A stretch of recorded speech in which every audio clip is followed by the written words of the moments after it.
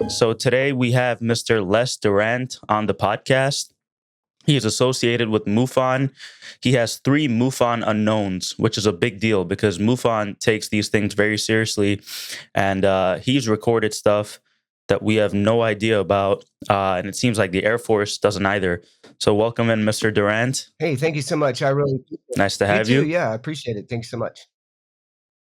So to kind of get started, you're from Mineral Bluff, Georgia, I believe, and you've been recording UFOs for over 3 years. Is that Yes. correct?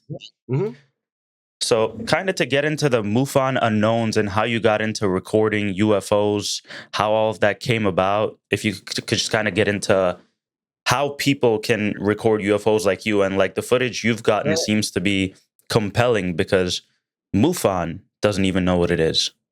Right. Sure. Definitely. So I started to get into UFOs because I was really I'm really into clouds and that kind of stuff. And so I was like, you know what? I got a camera and I'm just going to aim it up to the sky to see what I can get. Right. So what I did was I took an old camera and put some Velcro on it, and then I put it on. In fact, I put it on this little stand right here. This is just one of those old, like TV stands where you had, just a little antenna on it, and then here's what I did. I just put my phone like that, and then I put it into selfie mode. So I'll just kind of give you just a quick example. Um, let's go ahead and do this, and then here we go. Okay, be just 1 second. Okay, all right, and then we got it in selfie mode. There we go. Okay, so you've got that kind of set up right now, and then I what see. And then so what you do is you just aim it up to the sun or aim it up to the sky and just let it roll as long as you want. Then you use software to try to get that into the computer, and you could do it. You could do it software. You can do it by wire. If you wanted to, you could even transfer it over to to Google Drive. You could do that as well. I use a program that I think everybody should use, especially if you've got an Android. It's called CX File Explorer, and it's C as in Charlie, X as in X-ray, and it works great. I love it. It's free, and you can access your computers with it. It's very simple to use, and all you have to do is just do that. So I just take my file and send it from one computer to the next, or send it from my phone to my computer. And so I can even go in here and look at my storage. So here's my storage for my phone, and there you go. It's kind of looks like that. And then you click on DSIM. So DSIM is where your pictures are, then camera. Okay. Then what you do is you slide this down and say, oh, okay, here's a video from last night. So let's take a look at that. Okay, so we're going to pull that up, and you can just kind of pull that up and go from there. And see, and there's my 3. This is one from a little while back, 3 crafts. So Are those orbs? They yes, kind of look like orbs. yes, those are what a lot of people are saying that they are, that they're orbs, or they're even crafts. And the ones that and these are, you can also get these on my YouTube channel as well. And they are the orange ones. And those, we were driving down the road one night, and we live up in the mountains. So to give you an idea of where I live 5 miles from Tennessee and 5 miles from the North Carolina line in Georgia. So you can actually see the mountains of North Carolina and Tennessee from where I live. And I'm about 1,900 feet up. We live surrounded by trees, pine forest, all of that, and rolling hills. So when those showed up, it was very strange because they just sat here and they just started kind of floating like this. And a lot of people said, "Oh, well, those are Chinese balloons, or those are flares, or whatever." So let's take a look at that. And I like the way you're shaking your head, but let's take a look at that. Okay, where I live is literally about maybe 500 people. At that, maybe 200 people.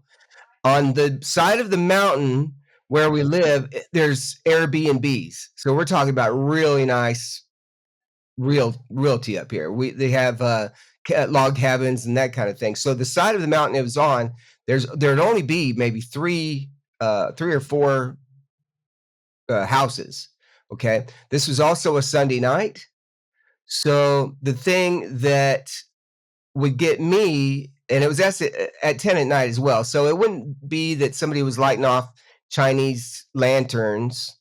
No, I Um, highly, highly doubt it. They try to disavow anything and everything, but there's too much footage, especially nowadays. And something, sorry to interrupt, but I've no, you're noticed, right. especially in remote areas, they seem to be flying over remote areas. And what's Yes, compelling is you've caught footage of them tracking an Air Force jet, it seems, or flying yes, behind them. yes.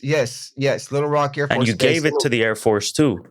I sure did, yeah, and that was also on that one video, my first video that I found that on. You were just asking me how I got into that. The very first video that I did with the clouds, I found that craft on there with, following that C-130 jet, and and this is during COVID time, so I was able to sit in front of the TV and was able to look at this footage, and I started noticing these little dots. I was like, "What are those little dots?" And I zoomed in. I was like, That's not right. It doesn't look like anything, you know." So when I zoomed in on that, I thought it was just really remarkable. So I ended up calling MUFON and had them come down and take a look at that. And then also I contacted the Little Rock Air Force Base. This is in Searcy, Arkansas, and my dad used to fly C-130s, so I knew what the C-130s look like. And I said, guys, by the way, I've got crafts following your planes. And they thought that was kind of funny until I sent them the film from the camera, the pictures from the camera, and give it to their um, public affairs office. And I said, well, I've got a whole nother thumb drive full. I've got few gigs worth. And I said I could drop it down by the gate. And they're like, okay. So I took it down there, and everybody started laughing at me down there until I showed them my pictures I printed out. And they said, yes, Mr. Durrant, we do want a copy of your USB thumb drive. I'm like, there you go. Yeah. So, was there any response from them and any follow up on what these could be or would be? I highly doubt if they knew No, something, they'd let you know. But right. I'm just No. curious because they took the footage, which is very interesting. Yes, yeah, so they took that whole drive, and I gave them exactly how I recorded it and all of that. Now, I will tell you that there was a response, in fact, actually, by flying 3 Black Hawk helicopters over my street, across the street from the school. So yeah, literally the next few days, there was 3 of them, and I will tell you this as a side note that recently, within a couple of days ago, my mom said that there were some helicopters that were flying over her house, and she couldn't see them. So, this is what I find interesting, right? You gave them the footage, um, trying to help them. And now Right. they're doing what seems to be weird activity, kind of. I don't know if it's intimidation or what. Now, I don't know what to make of it, but that all I can get out of that is that there's some significance to what you found. Yes, definitely, and that's what I think as well. And the thing about the one thing that I really liked was the MUFON guy was really very intrigued by it too, and he came down and actually he came to my house. He was like an assistant state director or something like that. He came down to my house, and we spent like 2 hours on the computer, and I was showing him exactly how I get this I'll get these crafts, and it wasn't really that big of a deal. But the thing is I don't think that they have the manpower or the knowledge of really what to do. And I think Skinwalker Ranch is on that, getting close to that knowledge where they get out those 1,000 frame cameras. And but what I do is I can't say that, oh, I get them every single time. No, I put out my cameras daily, and I don't get maybe one a week. Now I will tell you this is that lately at night, yes, I've been getting something almost every night, and that's just because I summon them. So Okay, so you've been seeing them a lot nowadays, you say. And now I know everyone's talking about this and okay, I've go ahead. looked into this Mhm. a lot. Um what's going on over New Jersey? I know that's like a lot of people are talking about it, but I've looked into it, and what's weird is President Biden, when he was speaking about it, he kept saying, "I think," "we think." It seemed like he wasn't sure. Yes. Now, Donald Trump, who is still being briefed because he's the incoming president, he says the military knows where they're coming from, where they're going, if it's a garage. Yet the DoD says it's not us. And a lot of people were talking about the drone corridor because we are domesticating our drone production, right? So there's a corridor, New Jersey to Delaware, where they train these things. Now, NASA and whatever the other organization was, they denied that the drone corridor activity is going on right now. So it's not even that. So I've looked at the rational perspective and, the other side, UAP. Now, the best I can make of it is not to fearmonger. And a lot of people have talked about there being something missing potentially, nuclear or otherwise. Yet these things are flying over Germany and France. Now, I've seen videos of other countries. If they're sniffing for something, why just not over the US? Why over other countries? And if it's a military issue, I feel like they would let state and local government know if they're training these things. Otherwise, it's a crazy, crazy issue and bad compartmentalization going on. That makes no sense to me. The nuclear Yes. part makes no sense. And I've thought about this so much. I've looked into so many theories. What Right. I can Right. get from this is that there are UAP in the sky. Now, UAP doesn't have to mean alien, but they're UAP, whatever you want to make of it. And they seem to Yeah. come about historically during times of war. There's a painting from the 1500s of these things flying over, orbs, Right. verified painting from the 1500s, orbs in the sky, craft in the sky, shooting lasers. We've had an incursion last Yes. year around New Year over Langley Air Force Base. Not a lot of people talk about that. And then, boom, it just goes away. It's buried. They've flown over the White House. The New York Times posted about that a few decades ago.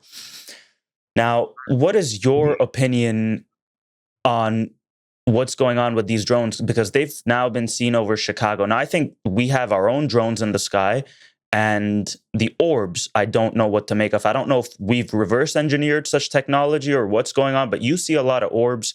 You've Yes. talked to MUFON. I just kind of want to get your perspective on what you think could be going on. Right, right, definitely. So yeah, you've hit it on the head with that.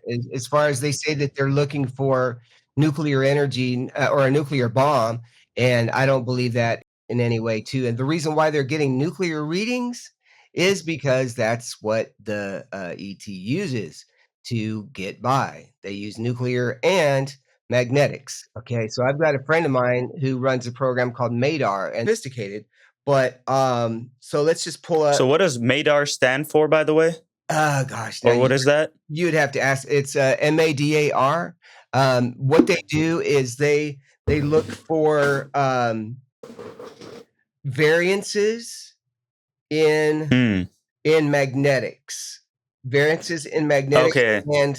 and compasses. Okay, so here we go. Let's take a look at one of these compasses here, right here. Let's do a compass. Okay, so basically, we'll pull this up here so you can see it. Okay, here we go. Okay, so okay, now do you see how at the top, yeah, it's kind of blurry probably, but it says like 180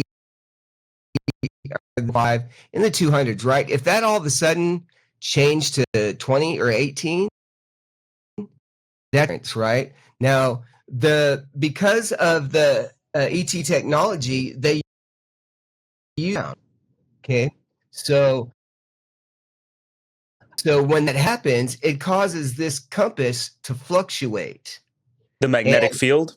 yes, and it causes Now, the mhm, something interesting, sorry again to interrupt, but historically, it's been said that wherever, like historically, people landed where they decided to keep their homes, their tribes, there was a lot of high electromagnetic energy in the areas where historically humans have stayed. And there's been talk about the electromagnetic field and what it has to do with it. But what I find peculiar is the nuclear connection. Not a lot of people talk about it. I've been following UFO, UAP cases for a lot of years. There's not verifiable, but very well studied cases, Virginia, Brazil, and in Africa. And a lot of them, what they talk about is a smell of sulfur from these beings. And then in Virginia, Brazil, again, unverified, right? But the government will not admit. I do my research and I'm not cuckoo. I try to look at the most rational perspective. Now, it's been said, we're going to say speculation, but one of the military men in Virginia, Brazil, who supposedly handled the ET being, who went missing, right? We don't know what happened, but he died supposedly of organ failure. And there's been other cases in the past when we get close to these things or the craft. There's one gentleman that discussed, again, unverified, that he saw one of these drones or craft and he tried following it. Ended up with a splitting headache. It was right above him. He got out, then it zoomed off. Splitting headache. Now, this is very common. I've seen other people talk about the splitting headache. You get ill or you pass away. Now, they seem to be flying over our nuclear sites unmitigated. And I don't know if they use nuclear propulsion or these are some type of nuclear beings. Now, call me crazy, right? But if we think about it rationally, a lot of people think what I say is irrational, but let me get my thought out, is why do ET beings or any other beings have to be like us? They don't have to have organs like us or skin like us or be made like us. They could be whatever. You see the orbs. Now, we don't know if that's AI, intelligence, reverse engineered craft, right? But we have to keep an open mind to these things. And another weird connection is there's a tribe off of India. I don't remember the name. It's a very well-known tribe. Missionaries have tried going there in the past. They were killed with bows and arrows. Now, what do we do with these Indian tribes and these Amazonian tribes? I'm talking about the completely uncontacted ones. This is documented. There's videos. We fly drones over them. We fly drones. They're pointing their bows and arrows up. They're like, what is that? Now, we don't land the drones. We fly, we capture footage, we leave. Sometimes we drop stuff and we leave.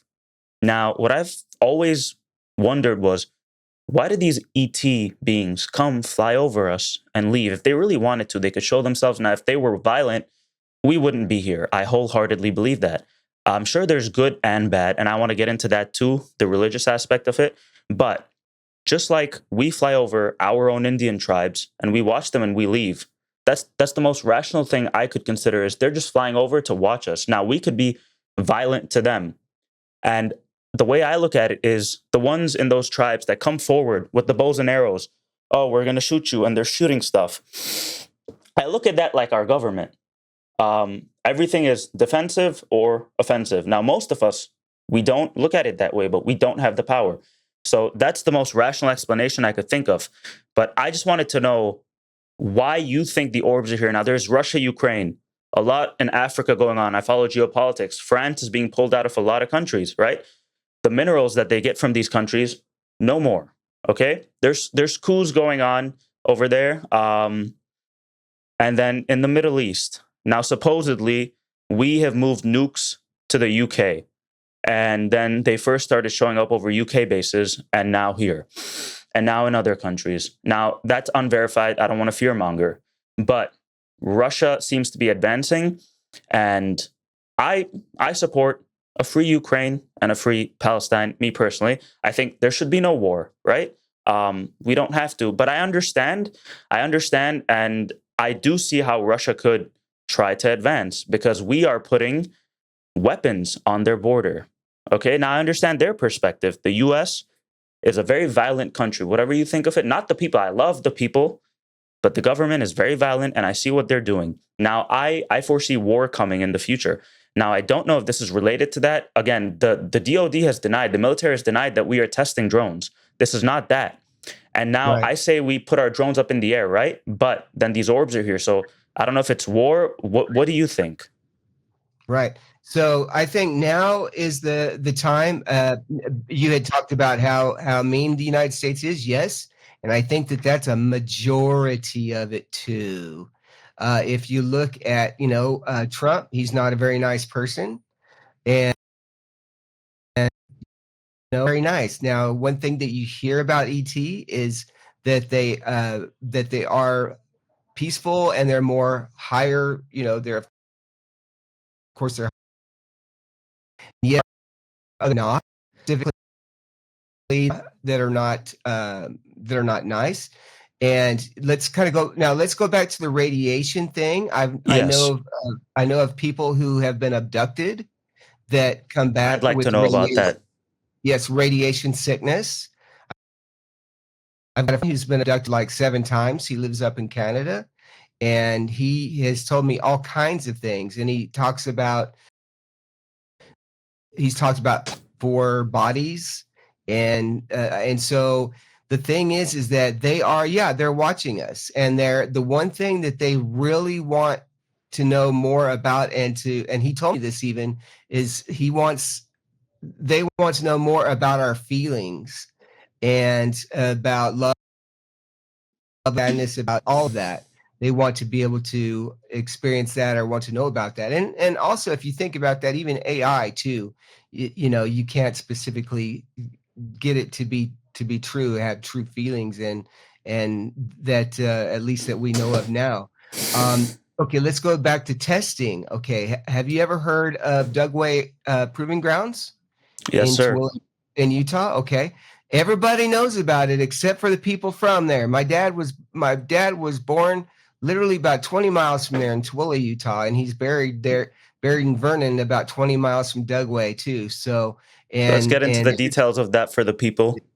yeah, and so the thing about Dugway Proving Grounds is they have a lot of chemicals there, and they do chemical testing, and they do chemical testing on biologics and all these different things. And it leaks And out, probably. yes, it sure does. And in fact, Tooele Army Depot is where they keep all the chemicals at.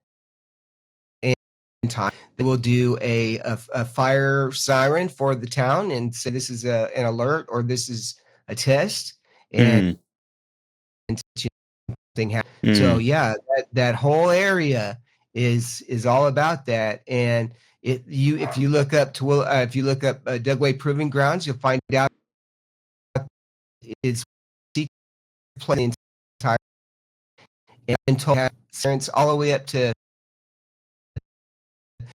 not just 80.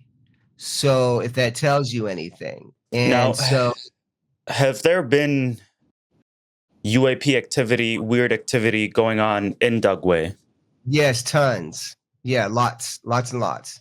And of course, Skinwalker Ranch is literally located in the same area. It's not on that on the I'm actually Utah is weird.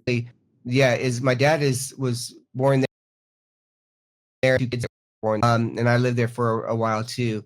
And so there's Skinwalker Ranch, and it is all that is all true. It's all there's nothing, it's what you see is it, and they've got ideas and things going on, and otherwise why invite the governor of Utah and the commissioner and all these different people, and the kind of stuff that they get is like the stuff that I get. Every once in a while I'll say, hey, that looks like one of mine, one of those craft. But they also get a lot of that same energy. And then there's also Blind Frog Ranch where stuff has happened there, and all of that. So for us to be able to Blind Frog Ranch, I haven't heard about that. Do you know anything specific about that and yeah what kind of happened there, where it is, what happens? the mystery of Blind Frog Ranch is probably a little west. And while they Mm. found Mayan gold there hidden, and below all these mountains, they also found the uh, in some part of the Mormon Church, and they found there's literally billions of dollars worth of gold there, and it's all hidden underground, and so there's Close a to lot of Skinwalker. yes. Now you were also telling me about Skinwalker Ranch here about the headaches. There's been people on Skinwalker Ranch who have had because Now, even Taylor. sorry, let's pause for a second just to give credibility, right? People are going to think we're going off the deep end. Mm-hmm. A lot of people say a lot of things about Skinwalker Ranch. Now, let me tell you guys about Skinwalker Ranch. First of all, they record and they've recorded stuff for a long time. It's been owned by multiple billionaires. In the past, Robert Bigelow, who doesn't own it now, but he used to own it, of Bigelow Airspace. He works with the government, and it's a very secretive stuff. And the government has been known with Robert Bigelow to run tests at Skinwalker Ranch. Now, when the new owner, the billionaire who runs the show now, wanted that info, he was denied it. So if you guys want to make fun of it, make fun of it. But when the government's there, when they have info and they're not releasing it, and look up Robert Bigelow and Bigelow Airspace and the work they do, and you tell me if I'm crazy and if Mr. Les is crazy, okay?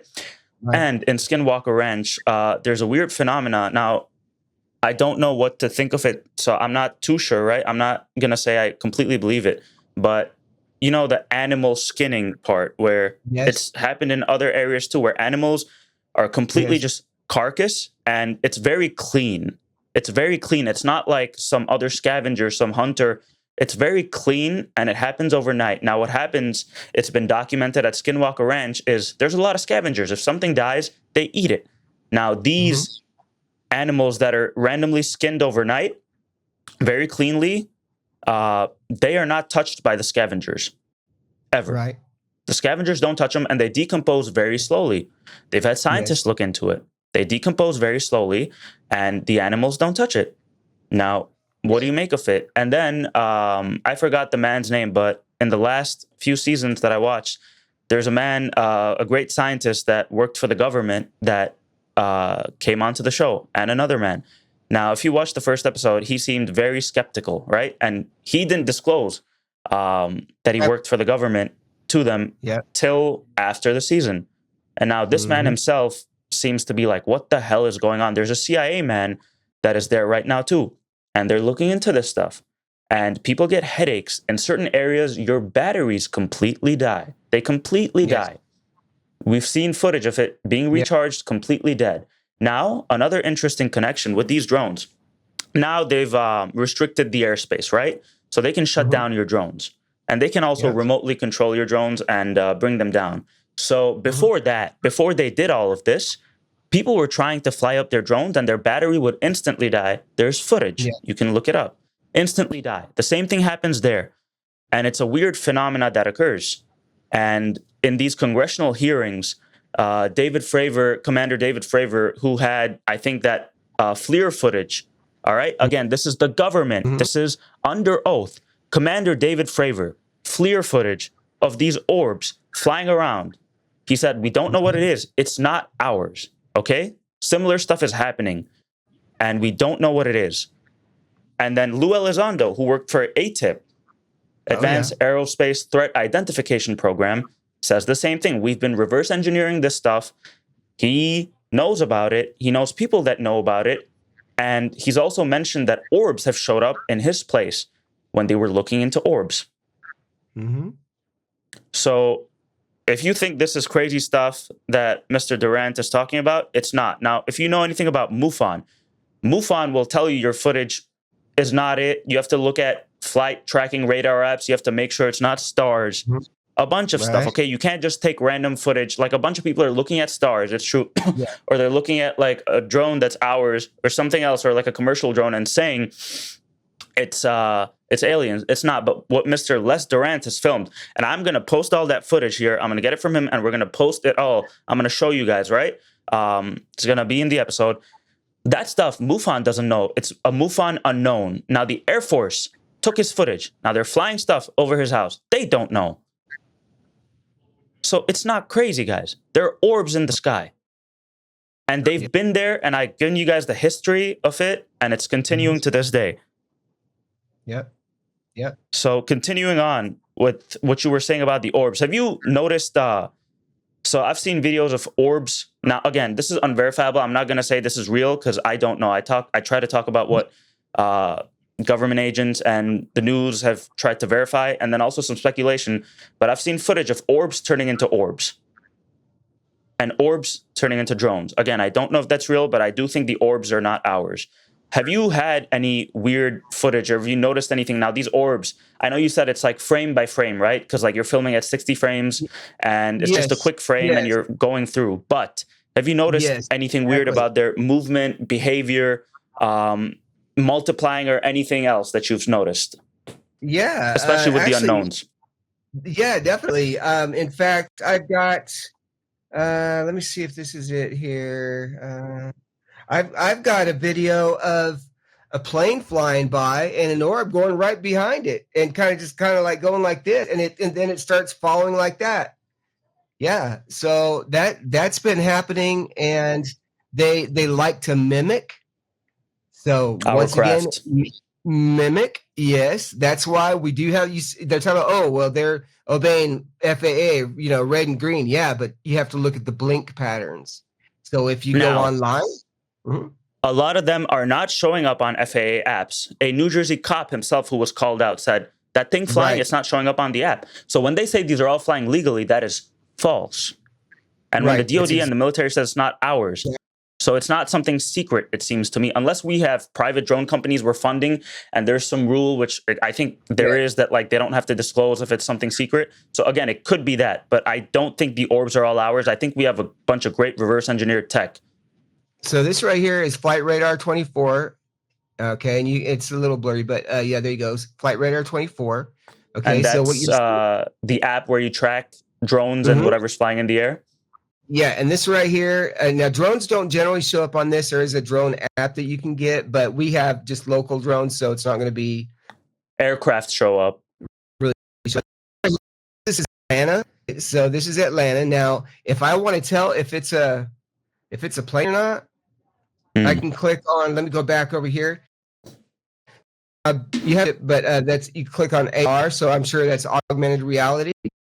Okay. On that, and then if there's anything in the area, it'll actually pull up a. It will actually pull up the. So Orlando. It's actually on you're the other good. side. And let's let the people kind of know if they wanted to do what you are doing, right? What's the Yes, procedure and definitely. protocol with these apps? And how do you know what's a star and what's something else? Yes, And what do you perfect. need to do it right? Yes, let's start off. Flight Radar 24 is probably one of the best ones. If I want to see what's flying around me right now, let's take a look and go up here. Or get my house. Okay, you can see it's right here. Right there, that red.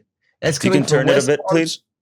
Yeah, that's from West Palm to Detroit.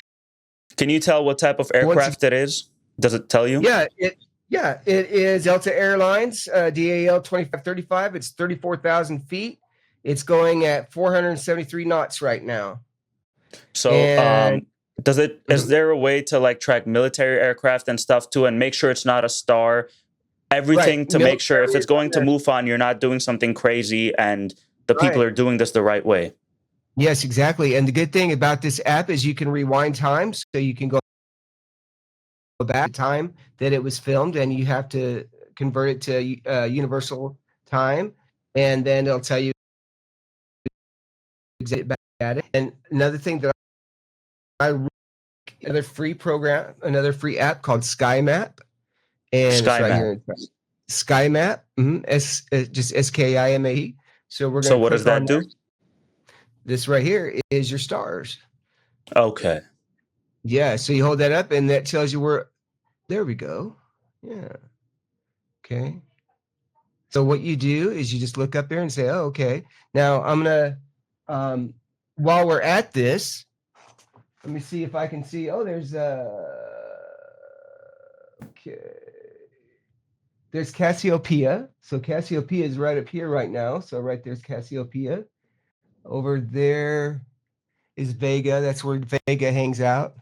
So Vega hangs out that way. And then there's Deneb and then Altair. So you want to look at those are the stars that are the brightest at this time of the year. This would kind of let me transfer into what I do as far as summoning them and requesting them to stars are. I'll just walk outside and I'll say, hey, can you show yourself by Vega for me? And just thank them and thank you so much for doing that. And I really appreciate seeing you. And can you show me your bright colors? Now, And give it sorry, time and it'll finish. Sorry, fly go over. ahead. Sorry. No, yeah. So just give it a few minutes and just keep looking up there. And that's when you start to see stuff and stuff will fly over.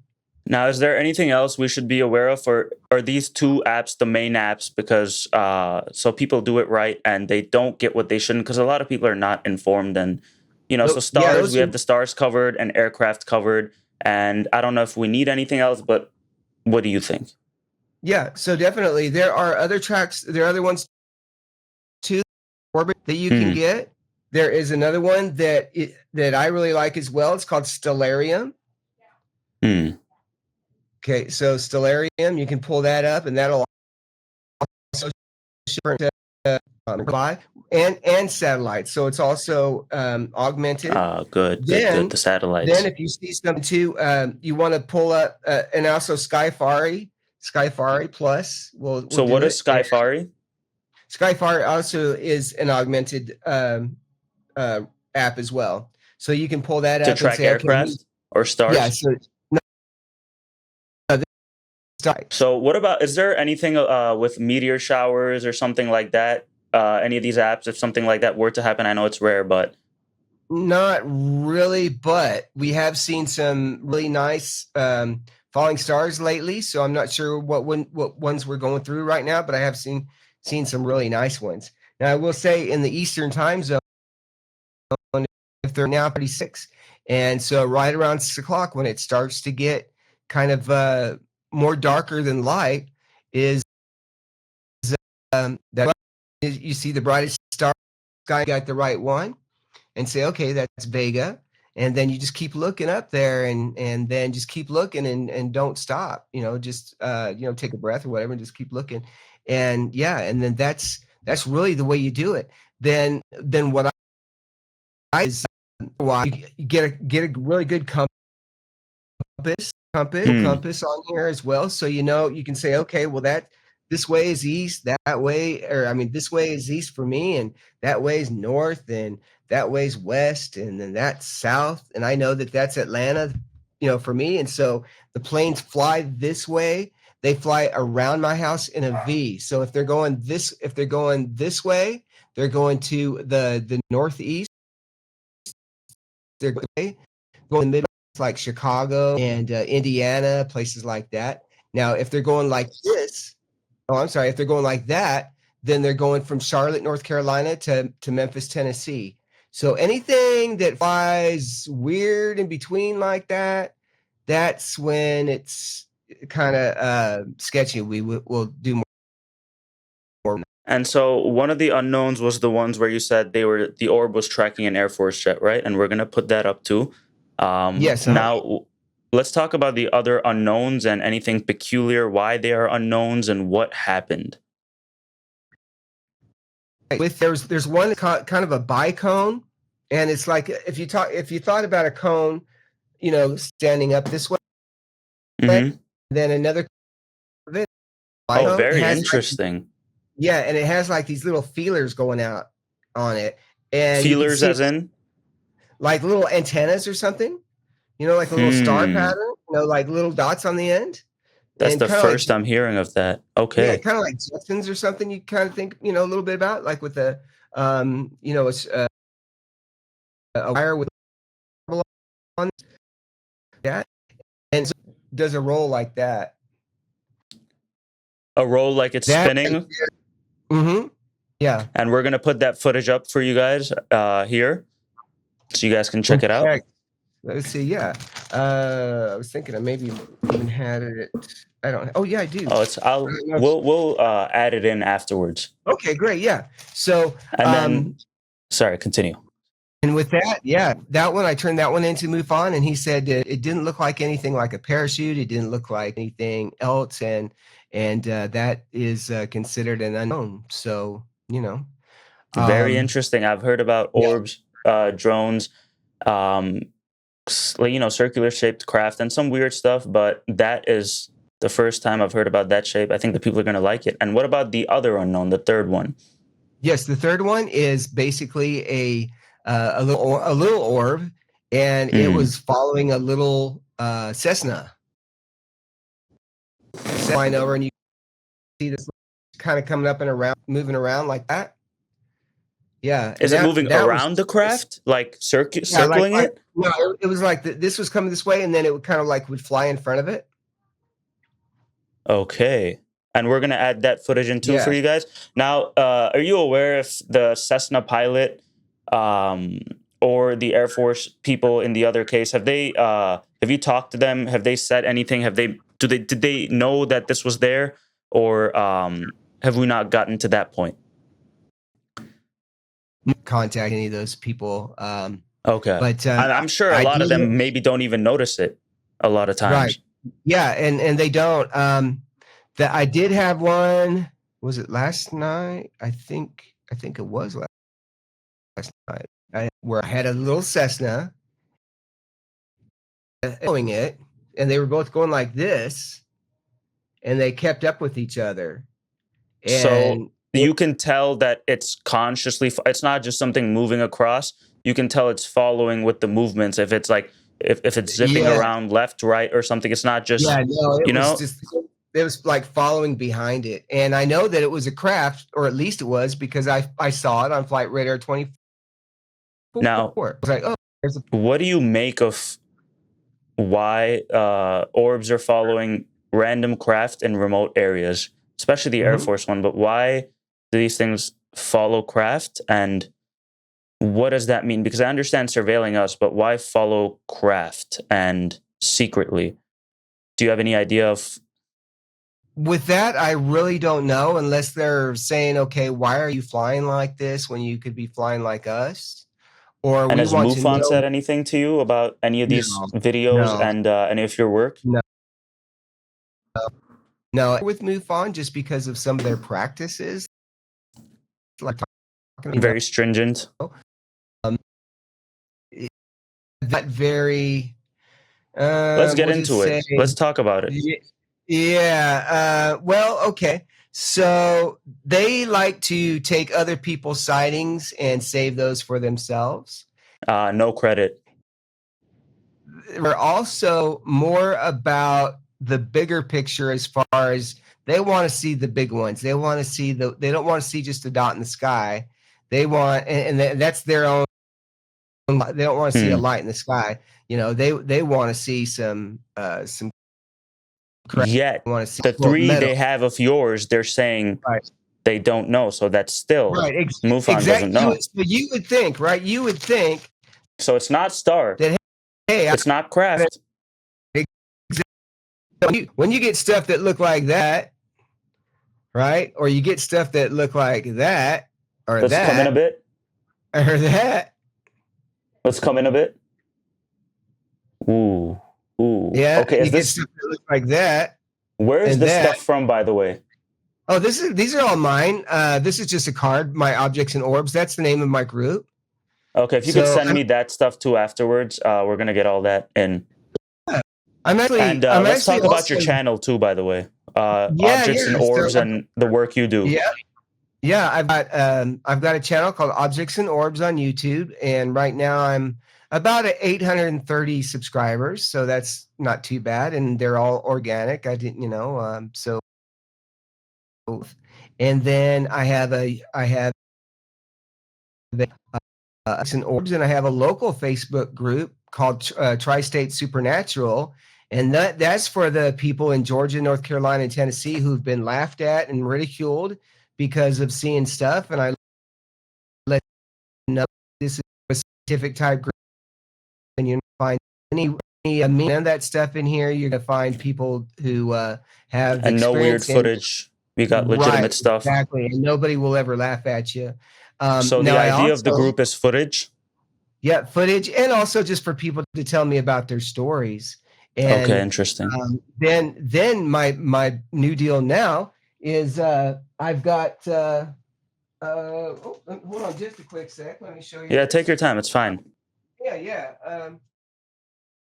So guys, again, Les's videos. Now he doesn't work with MUFON anymore, but those are MUFON unknowns, and it's really stringent to get that stuff. So those three that I showed you guys, they're all MUFON unknowns, and this guy's capturing crazy stuff. On in a minute. So this is my new deal. I'm hosting a UFO in Blue Ridge, Georgia, called Are UFOs Real? And this is a benefit for the Fannin County Family Connection Food Bank. So we're going to be giving half of our proceeds of our door to them for that. Wonderful. And then we've got speakers, and I don't know if you've ever heard of Chris Bledsoe. Oh, you've got Chris Bledsoe coming? Let's tell people about Chris Bledsoe, guys. That's significant. Yeah. He does exactly what I do. He just walks out there and calls them, and they come to him too. And you can look up his name on the Fox little and they just said, hey, he just goes out and asks them, and that's pretty much all he does. And just friend of mother. I was like, gosh, yeah, I would just love to have him. But so we're gonna have that, and we got food trucks and everything. So that's really my new deal that I've got going on. And so Chris Bledsoe's coming in. Possibly, yeah. Okay, so let's tell people about Chris Bledsoe. So there's something, a major motion picture coming called UFO of God: The Extraordinary True Story of Chris Bledsoe, involving NASA, the CIA, professors, and the church. So Chris Bledsoe is a religious man and a business owner who's on the verge of the unthinkable after losing everything in the financial crisis. And then when he was fishing along the banks of the Cape Fear River, a UFO appears, and he said, "Save this family and cures him of illness." 4 hours of missing time, and he returns to his group and finds them troubled. And the UFOs have chased them home. So Chris Bledsoe has been on podcasts too. Now, I've watched something about Chris Bledsoe. I don't know if he was in the CIA or if he was in the Gateway program or something. He's known for Ancient Aliens. Chris Bledsoe Sr. is, okay, and Beyond Skinwalker Ranch. Okay, so there's a Chris Bledsoe Sr. Yeah, he's on Skinwalker too. Yeah, he's been on there too. Yeah, definitely. He's been on the Danny Jones podcast, I think, and Chris and Emily Bledsoe. Okay, so this is the man that talks about the experience he had, and I think he made Danny Jones come to his house too and experience the orbs and the UAP because they constantly are over his place, and Danny Jones saw them. Yeah. So if you guys don't know, Danny Jones podcast. So Chris Bledsoe has interactions with these things, and Danny Jones is he's documented, interviewed a lot of people, and these are all rational people, guys. And look into Chris Bledsoe and how he summons orbs. It's very interesting. Yeah, and I do I do sky watching in my hotel, and every time we we get some really good activity.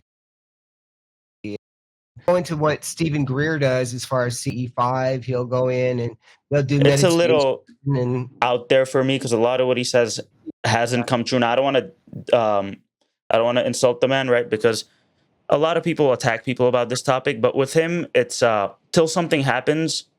I no comment. So as two is people would laugh at me for a while, but now that a lot of this New Jersey stuff is coming on, I've got people at my phone, and they're like, "Hey, tell them it's a MUFON unknown. You've worked with MUFON. Now, if they don't know how strict MUFON is, that gives you your answer. And if people don't believe, I'm sorry, but that's ridiculous to think that you are the most intelligent being out there. Now, to get into the religious part, yes, a lot of people think we are not coming into disclosure because people worry that it's going to break religion. All hell's going to break loose because people use religion as faith and as a guide to be good. Now, I have faith in people. I used to be very religious, not as much now. And I'm not a great person, right? But I don't like hurting others. And I think most humans are like that. We feel empathy regardless if you worry if you're going to go to heaven or hell. I think most people are good. So I don't think it matters. And first of all, I don't think it disavows religion. Now, I was raised Muslim, right? In Islam, we have jinns. In Christianity, you guys have angels and demons, right? Jinns and angels and demons, very similar. They're said to be naughty and good and bad. They're beings of like light or fire or something. They can come and go. They can disappear, supernatural. They can come play with you. They can be good or bad. They can show up as humans, or they can take the form of humans, and supernatural, right? And angels and demons, I think, again, that's just a theory, right? Don't get insulted. Sometimes I wonder if what we classified in the past as angels and demons were just aliens, because a lot of things we classified as supernatural in the past can now be attributed scientifically to something. And maybe it's not supernatural, it's natural, right? We just call it supernatural. They're just beings. They're good and bad. Maybe some of them do bad stuff. I think the majority that control things are good. And there's bad smell, the red eyes of the so in Varginha, Brazil, the three ladies documented, and as kids and still as adults, they say the same thing: red eyes, 3 to 4 foot Right. beings, red eyes, and they smelled bad, strongly of sulfur. When they were taken to the hospital wing, supposedly, the staff at the hospital said it stunk up the whole place, and red eyes. A lot of them have black eyes, but like, so a lot of what we talk or discuss about demons, like red eyes, scary, they just show Right. up, they smell bad. Yeah. They could just be beings, guys, even in Islam and whatever religion. Now, that doesn't mean God isn't real. God, if you believe God in created. angels and demons in your religion, God probably Yes. created them, Yes. God. Yeah, and you're they're just right. God intelligent created. beings. Yes. God thing been part of quantum physics too. God is. I think Quantum God is. entanglement is weird. Yes. And I think God is the glue of everything. Now down here in the South, they are demons, and I tell people, I say, well, a lot of of Earth, and ask any Catholic priest about demons, and they can tell you about exorcisms and Possession. all that, right? And if you think And about in angels, Islam too, the jinn can take over humans, right? So I think they're just yes, special beings. They're just beings, right? Good and bad. And maybe they can call them demons if they want. We call them aliens.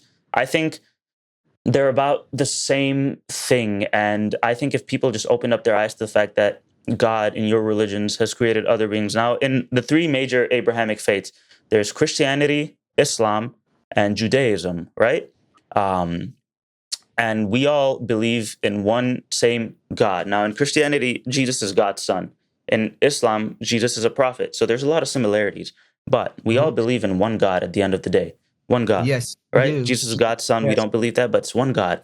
And right, the universe, the way it's designed, is so intelligent. The way the climate is on Earth, guys, it's like too perfect for us, and the atmosphere, the way things are.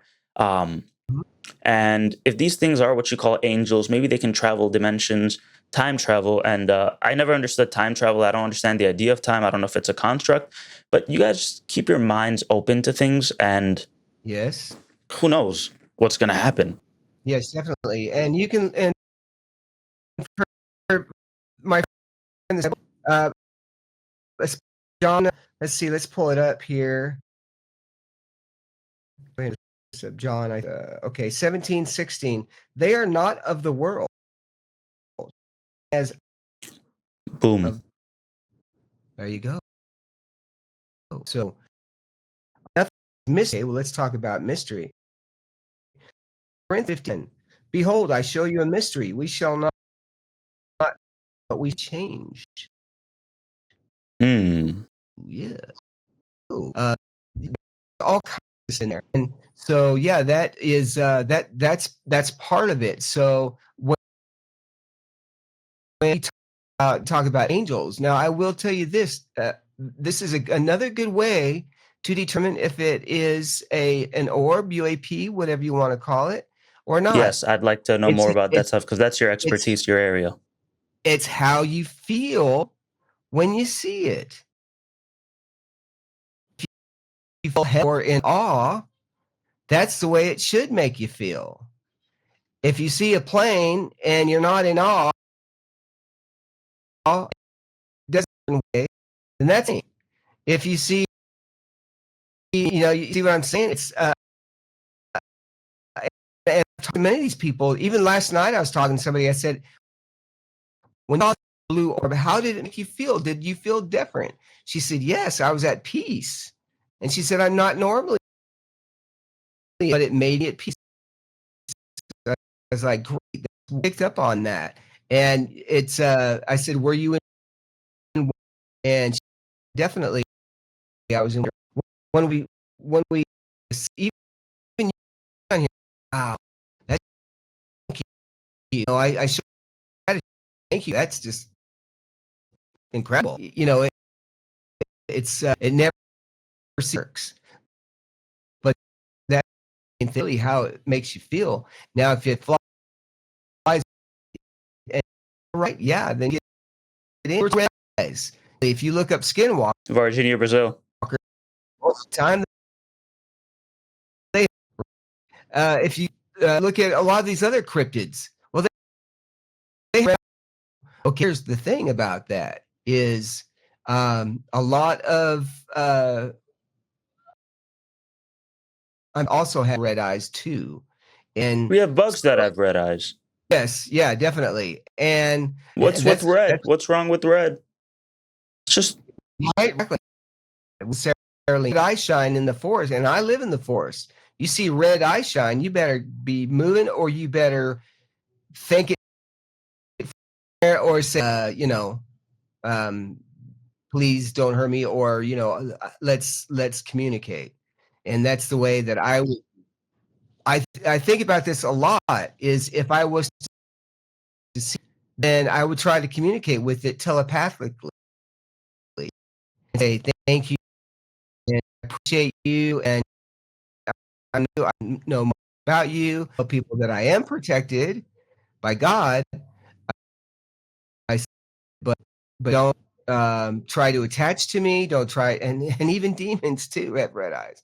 Um, and I want to don't get into telepathy too, but we're gonna go into that at some point. Before that, something really interesting though I wanted to ask you about the triangle you saw. You said it's really low, 3 lights. Now the lights, peculiar, more human-like, changes to an orange light, and it was spinning. Now, have you heard about the TR-3B, which is Yes. a craft the U.S. government has? It's triangular, so it seems I'm sure we have very advanced craft, and we've reverse engineered these things according to congressional hearings. So, it's been said that over these 80 years, our craft have reached parity equal to some of their crafts. So do you think the triangle you saw or some of these things could be TR-3Bs or US government tech? Or can you tell me more about the triangle? Sure. If it would be, I can understand that. I'm actually, let me, you were asking me about that. There is actually, for the TR-3B, there is a patent for it. And I was just looking. And they've been spotted flying around too. So that's why I was like, triangles. Yes, I want to know yes, if there's any similarities or what that was and what you think, if it could be that or some of these things, the orbs or the yeah, craft could be military and a combination yes. besides the So, MUFON unknowns, you know? yeah, definitely. So this right here is a patent for the TR-3B. And you can look it up Okay. and see the We're going to put that up for you guys. diameter. Yeah, right. So that's it right there. Gleaned technology. So if you I also believe so. read, I could if see that. you read in here, it's very kind of cryptic as far as what it's about and where the Can you tell us some science of of what it it says? came from. Let me pull this back up here again. So Interesting. I didn't know yeah, about the details, and I'd so like to know. I think the people don't know either. That's new. so this is just kind of interesting. It says nodes which control matter and therefore control energy. The four known forces are strong nuclear. Nuclear. Wow. Okay. Nuclear forces. Weak nuclear forces. Oh, look at this. Electromagnetic force. Okay. And gravitational force in hierarchy. In the hierarchy of forces, the electromagnetic force is perfectly positioned to be able to manipulate the other three. Ooh. Now, So yeah, can you repeat the first part of that sentence again? yes. So let me go back here and see. The four Hierarchy of forces. forces. This is perfectly positioned to be able to manipulate. A stationary electric charge gives rise to an electrostatic field, while a moving charge generates both an electric and magnetic field. So this is all right here. If you got a quick pen, and I can Sure. let me just tell you, it's US 101 44532. And once again, that's US 101 44532. for the TR3B. Now the craft you saw, do you think it looked? And we're gonna pull in a picture of TR3B. Mhm. Do you think the craft was similar to the TR3B, or was it something else? Well, I would say it's a little bit different than that because after I've gone back and watched some of this video, I've noticed that it seems to be bigger than just a standard triangle, and I think that there's more. The way on it is a little bit suspect, and just the way that it acts too. Interesting. So I would be thinking, okay, where are we located? Why would we be here in this area? I feel You like in remote know, areas they tend to test, and you're in a remote area and you see a lot of weird yeah, stuff, so and a lot of times very, it's over yeah, remote areas. very, very, very good. Good thinking on that too. Yeah, definitely. So with that, hey, who knows? It very well could be. Very well And could be. then you talked about a secret base in Tennessee. If you have any information, any ideas of what that's about, where you kind of got that from, and what you think about that? Are you talking about the one in Utah about Dugway or? Uh, could be, yeah. I think you had mentioned. I don't know if it's in the past, Okay. but And then I'm not sure if there is one in Tennessee. I think that there may even be one in North Carolina from near where I'm at. And and are so you by an Air Force base too? You said Dobbins Air Force Base is a ways from me. It's about 100 miles, I think. That's down by that's Atlanta. not too far. Yeah. That's So 100 miles. that's They'll be flying over you. yeah, yeah. So But that's the orbs, I think the yeah. orbs. The orbs are another story. Now talk about orbs as far as in my objects and orbs, I talk about UFO objects and orbs as being normal orbs to where you can see spirits and that kind of. And orb can also talk that different than a tic tac. We would Now, say. why I mentioned the orbs is if you're by an Air Force base within 100 miles, Mhm. if these orbs fly over and they check out Air Force bases, nuclear material, it Yes. makes a lot of sense that they're flying over you because 100 miles is not far and they're Right. tracking these Yes. things. So, once again, Yes. that's Yes. Exactly right. Yeah, sense now that you think about it, and and also, okay, here's the thing: you had talked about minerals, so we are very close to copper mines, and mm. a place called Copper Hill, and the big copper here, or was, and then of course North Carolina has all the crystal, and they have the best crystal there, I guess, and the crystal, and that's one thing that I know for a fact too. So, can you tell us a little more And about the crystal and the connection that you have? This my first time hearing of it. Mhm. I'm curious. Yeah, and as far as like, don't know. I've just been told that they like that, and I'm trying to. Crystals, Mhm. like Yeah, crystals we pull from the ground. yeah, yeah. Hmm. See, I I wonder find if these. it's material. I find. I mean, Um, so let's see. Oh, okay. So I get stuff like this. A lot of these are Hmm. like I've got tons, and then another thing that I like to do is shine a little light on them. See, you can actually see how bright they are, and so Hmm.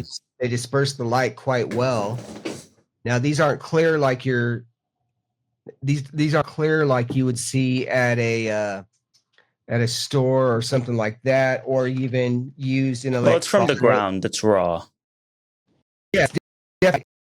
And, here's another. I've got a ton out there, and they use it for gravel. A lot of it too, sometimes.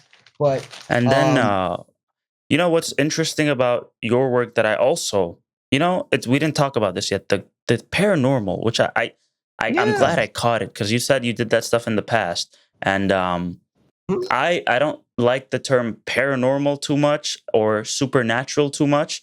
I'd like to think mhm. it's all natural, but let's get into like ghost hunting, your work with that paranormal, and maybe like how that turned to this, and if you saw anything or what that's I don't know anything about ghost hunting or stuff like that, but let's Sure. get into it. Like that Of that's course. I want to know.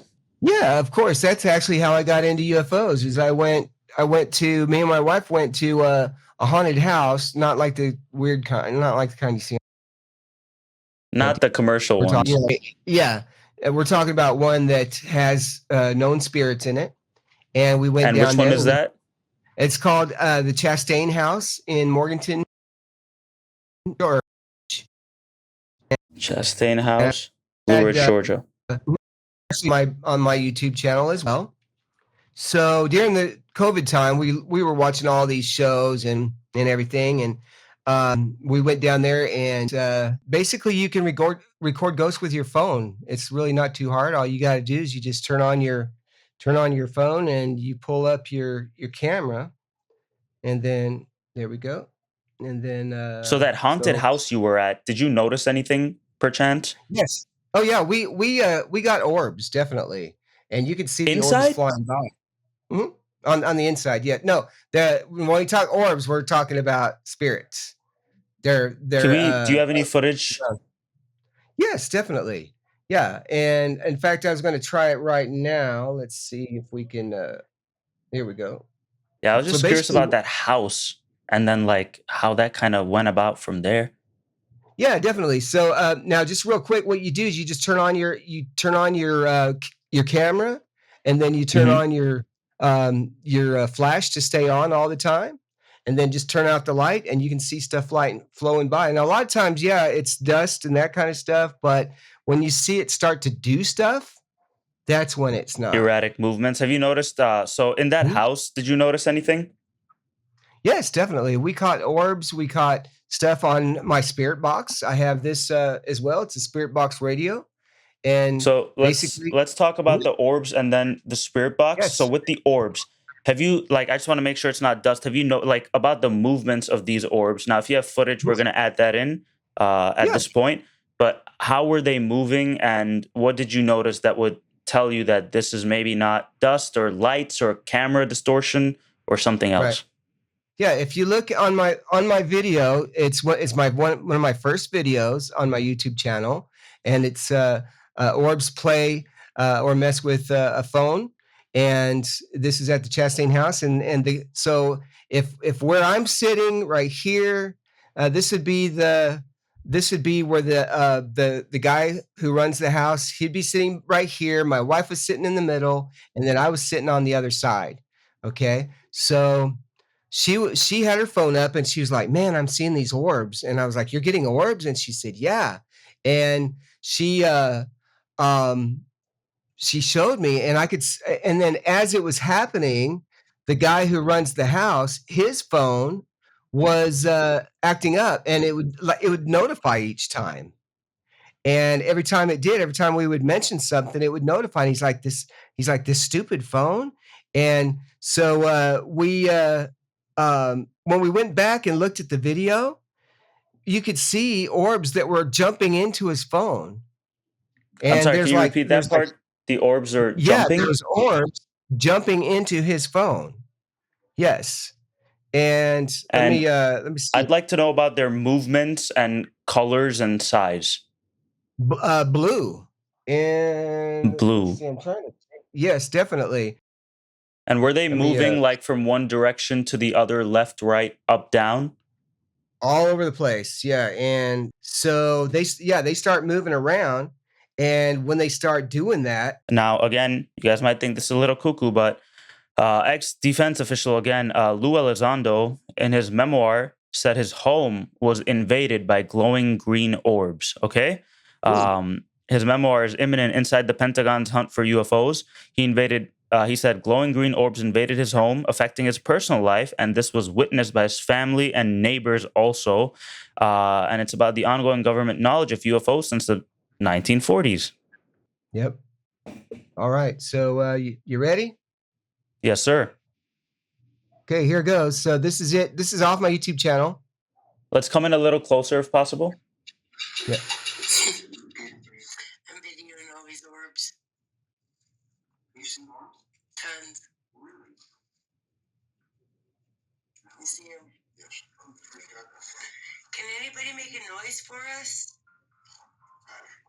See that go by? That was on cue. Yeah, it was on cue. Everything's always in context. Oh, you guys coming up the stairs to play? Let's zoom out a bit. As soon as I asked that, I just got the impression of Sarah, right? See how his phone's going off? Of course Hmm. it did. I'm gonna try to make this so you can see the There's a lot orbs. of body heat There we issue. go. All the orbs are in here. Yeah. There you go.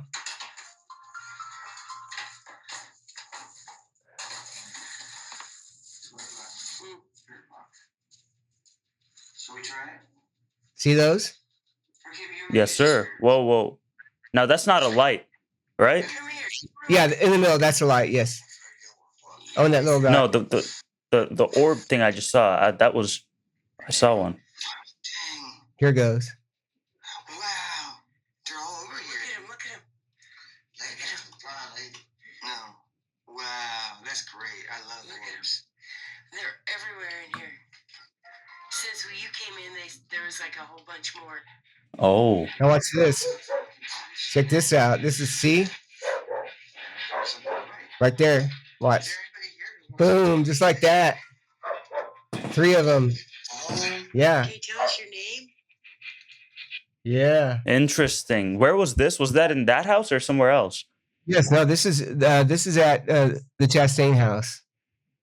Interesting. Yeah. And then about this, Lou Elizondo said that they were green glowing orbs, appeared to be under intelligent control. And again, it was seen by his wife and 2 daughters and neighbors. And again, he's investigating this stuff. He was an ATIP. So these seem to be conscious things that show up, and they're kind of letting you know, okay, we know we're observing you, or you're observing us. And his daughter saw it. And these were referred as our friends from out of town. He said, we can no longer stick our heads in the sand. We know we are not alone. Wow. Okay. Oh, Orbs. now these orbs that I've got here are more spirit, are more spirits. They're as opposed to Gotcha. being aliens. So these are when I because I talked to a friend of mine. She's like, yeah, paranormal could be UFOs too. But when I talk about paranormal, I normally mean like in the ghostly realm, and then as opposed to ET. And so, So would if you you think about differentiate the two in a way? yes, definitely. Yeah, that's why I call my group Objects and Orbs, because I Hmm. also do paranormal as well. And so if you think about it, so let's think this way. We're all made of atoms, right? Okay. Yes. Do atoms decay? Ooh, not that I'm aware of. I know our Right. bodies do, but like cells, and then at the core, I don't know. Could that be your soul? I wonder about the soul, right? The Mhm. soul, very interesting to me. So we know a lot about a lot, yet scientists have not figured out the brain. It's so complex, and we don't know. Now we know Mhm. there's electrical connections and impulses that goes on, which is how I move my hands and fingers. But the consciousness part, Mhm. consciousness, the thoughts, free thinking, the ability to make decisions and have emotions, and the body seems like a vessel because after you pass, what is that consciousness that's in you? Where does that go? And Mhm. I'm curious about that. Now, are you saying that spirits could be like that? Could be the form they take, and like Mhm. Yeah. okay, You just described a UAP too, if you think about it, right? yes, Right? Those the orbs that don't seem to have structure. You just described them, really, if you think about it. But let's go yeah, back. they Let's go back don't. They're over like to free flowing. Right. So if you think about it, okay, so let's go back to this right here. So after you die, there is many times you can watch even paranormal shows, ghost hunting shows, where you can see orbs that will affect things. And so with that, I have orbs that have shut off my equipment before. Now let's talk about the equipment. Let's talk about Yes, the definitely. equipment and Sure, how that sure. works and how it sets it off. All right. Glad you asked. So we'll start with the easy first. So we'll start with the easiest first. Sure. Right here. Okay. You ever use dowsing rods? I have not. What are dowsing rods? Dowsing rods are normally used to find water. Okay. So Underground? yeah, but what they do is they also help you. They also can be used for paranormal. So I'm going to set this right here. Okay. Can you move the right one for me? Just move it a little bit. A little bit more. A little bit more. A little bit more. Thank you. Thank you. Okay, now I'm going to give you one that you can do too. Very simple. Have you ever used a pendulum before? I know what a pendulum is. I don't have a pendulum on me. I have like a pen here. Okay. Well, you can use it. Or a pencil. If you got a pencil with a little needle in it and a string, all you gotta do is just put a sewing needle into a pencil with an eraser, and just go from there. Okay.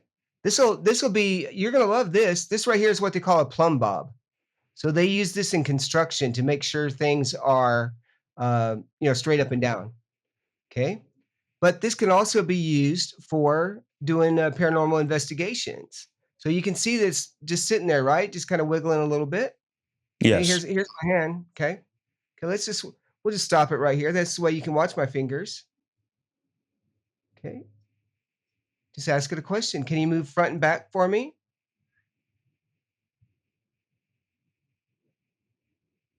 Big, big front and back. Thank you. Keep going. Big front and back. Okay. Okay, now stop. Okay. Now can you go side to side? So that way. Okay, thank you. Thank you. Keep going side to side for me. Big side to side. Let me look at you.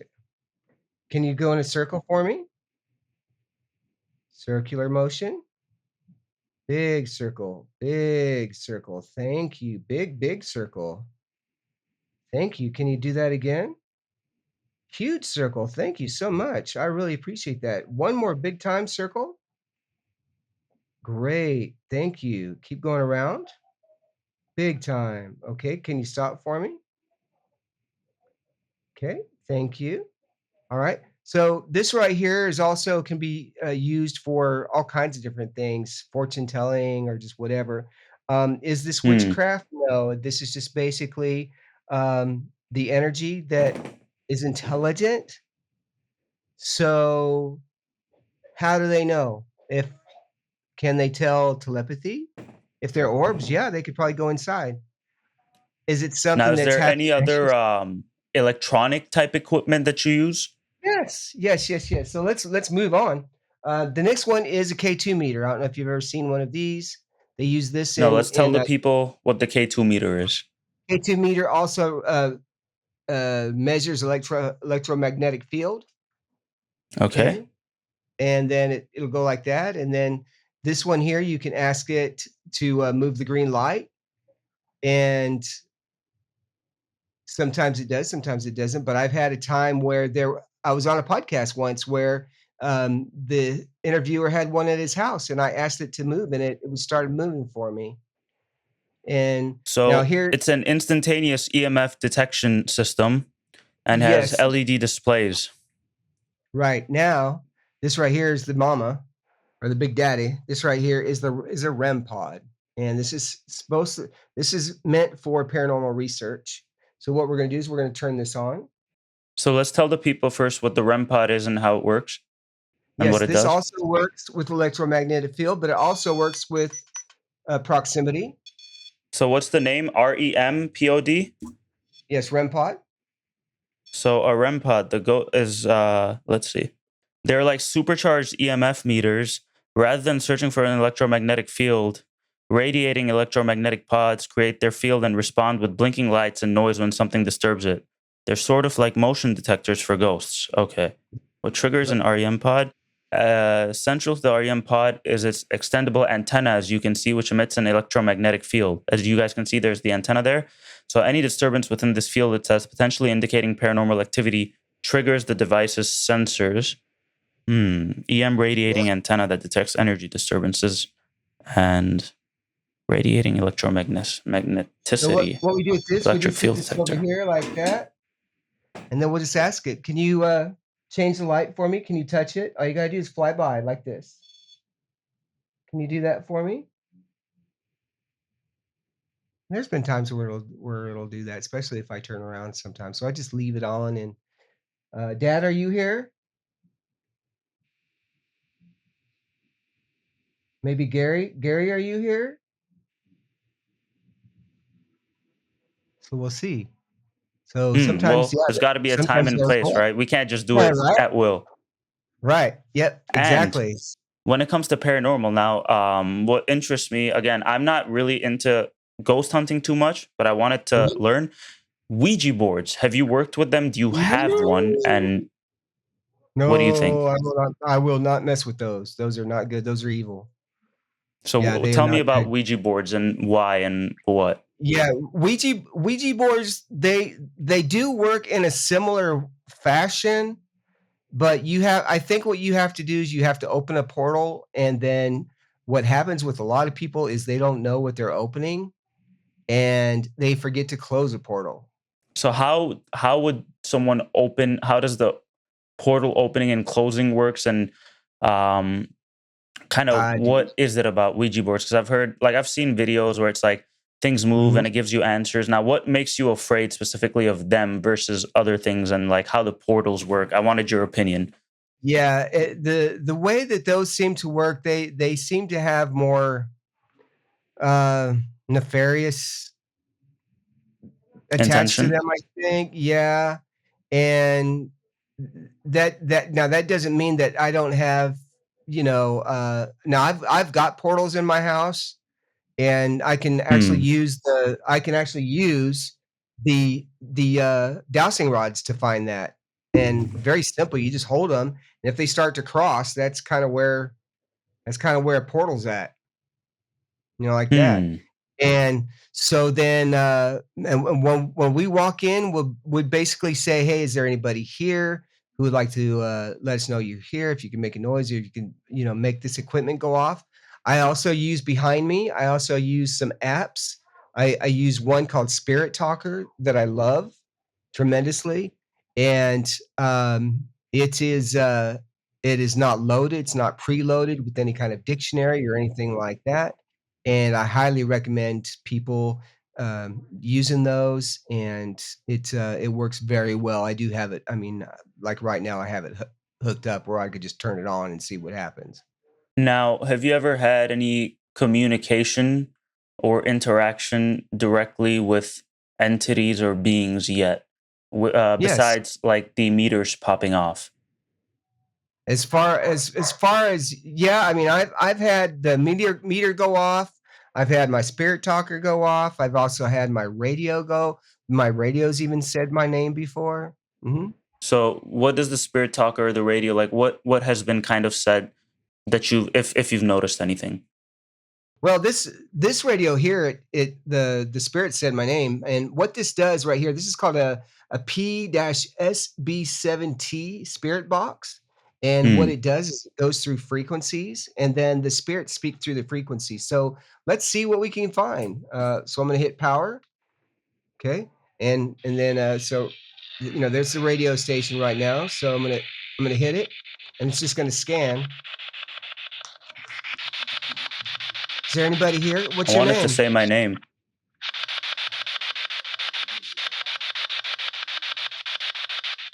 That is eerie. Is it, oh. How do you say your name? How do you say your name?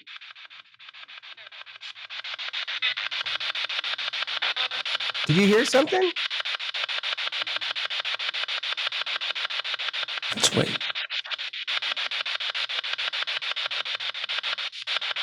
Is there anybody here? Can you ask it a question? I heard something say like a voice. It said voice or something like that. Can you ask it a question about something, or just let's see what happens? Yes. Okay. So let's go even further. Let's do it this way. Because Let's I just heard something. I heard something. Yeah, that's why I asked you how you say your name, because it to me it said is your name Saeed? Saad. Really? I thought Like Sad with two A's. Like Saad. I thought I heard it Like say Brandon Saad. Saad. Yeah, I thought I thought heard it was like say Ethan. Saad. Can we try once more? Let's see. Yeah, let me turn it on. Can I ask it a question? Yeah, definitely. Go ahead. Let me know when. Go ahead. What is the name of the podcast we're on? And can you say something to show you're here clearly, please?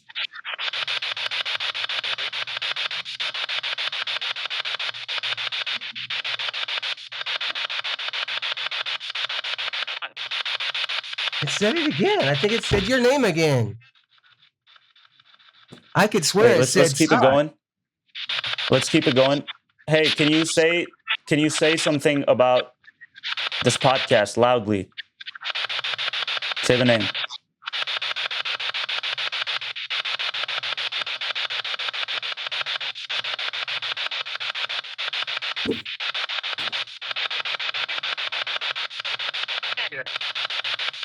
See, it said something there too. Clearly. Can you speak louder, please?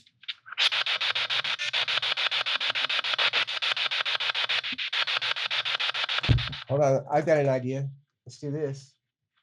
Yeah, if you have some other equipment, Yes. Now, Now, I don't know what that is. I don't know if that's like radio frequencies interrupting or what, but if it says something that's peculiar, I would find it interesting. Yeah, what it does is it goes through those, and that's why it's playing that white noise. So let's just see what Is we there can something come up else that Yes. Oh, yes. I've got speaks like the spirit best talk. tech you have that you would say is the most like valid or legitimate, and I want to Yeah, the best one that I love is Spirit Talker. We're going to go ahead and turn it on. Okay, now before I turn it on, I'd like to ask it. Yeah, I'm going to preface this by saying that we live up high and we're surrounded by trees. So you might hear something even that says settlement. You might even hear something that says that we died here. And also there was the Trail of Tears started here too, is where they marched the Indians from the Cherokee Indians from Georgia to Oklahoma. So you might even hear Chief. You might even hear my wife's grandmother. Her name is Florence. So let's see. I'm going to turn these on. And let me know when to ask. And if you could bring it close to the camera so we can hear. Definitely. Oh, yeah, you'll be able to hear because I've got it hooked up to a mixer. Hold on just a sec. Okay, cool. So, guys, I don't know too much about this stuff. I don't know if it's, I'm not going to say it's real or not, but it's interesting. Now, what we're testing is I want to see if it says something peculiar, which I would find interesting instead of something random, right? I don't know how it works. Yes. But if it says my name, or if it says, if I ask it something and it tells me something valid, or if it's a family member or something personal to me, you know, I have an open mind, but we're going to see. We're going to see. Yeah, so I don't know about the tech and I don't know how it works. I haven't reached it, but this man that's why you seems can to know, actually so see we're going to this see. one- This one back here. Is there anybody who can talk into this for me? Can you say hello? And what is your name? Can I ask? That should need trust. That's okay. Hi, what is my name? And can you tell me something about me?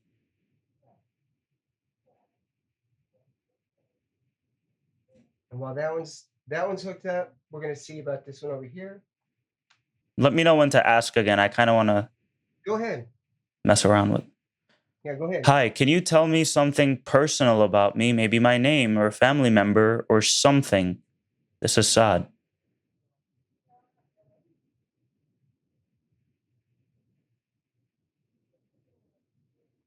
It's okay. This equipment will not hurt. Nose ring. That's weird. It said nose ring. You don't have a nose ring, do you? I used to have a nose ring. What the f? That's weird. That one just said nose ring. Out of like nowhere. Tell me something else that is current, please. Marianne. This one said Marianne. Or she said her name's Marianne. I don't know a Marianne. Is this Marianne speaking? Can you tell me something else? Tell me where are you from, Marianne? So this one said Marianne and that one said nose ring. Hey, Marianne, can you tell me one's- something about myself that's current? Do you know anybody named Roger? Mm-mm. Screaming. Can you please tell me some? What was that? It said screaming. Sorry. Can you tell me Okay. something about myself that is current, please? Thank you. Love you. Associated. Did you hear that? That said associated. Associated with what, may I ask? Thank you, and I appreciate it. What is in your hand? Now, can you tell me which one said that? It was this one over here. Oh, the other. And how does that, like, and you can't type in anything, you can't tell it anything. What is that equipment? Yeah, this is called Never. Never. Never. What is that equipment called, may I ask? I want to... Spirit Talker. Is that You can an get it app? on Android. Yeah, that's the name of the app. Spirit Talker. Don't only on Android. No, I think it's And also you on can't iPhone type too. anything into it. You can't tell it anything, nothing like that. No. Whoa. Okay, that was something. Okay, that was something. And you know what, Mr. Durrant, I would like to think I am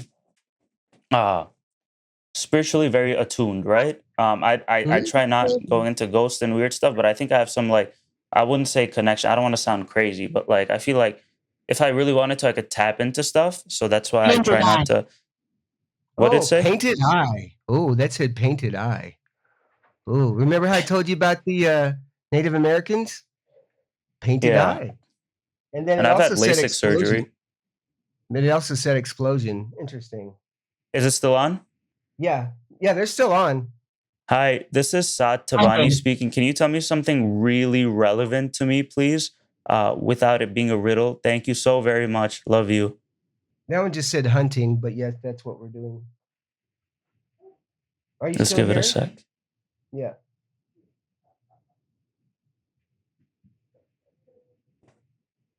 Admire.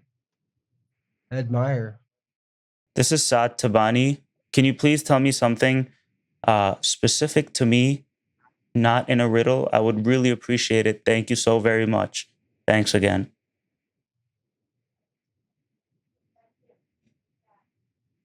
Oh, wait.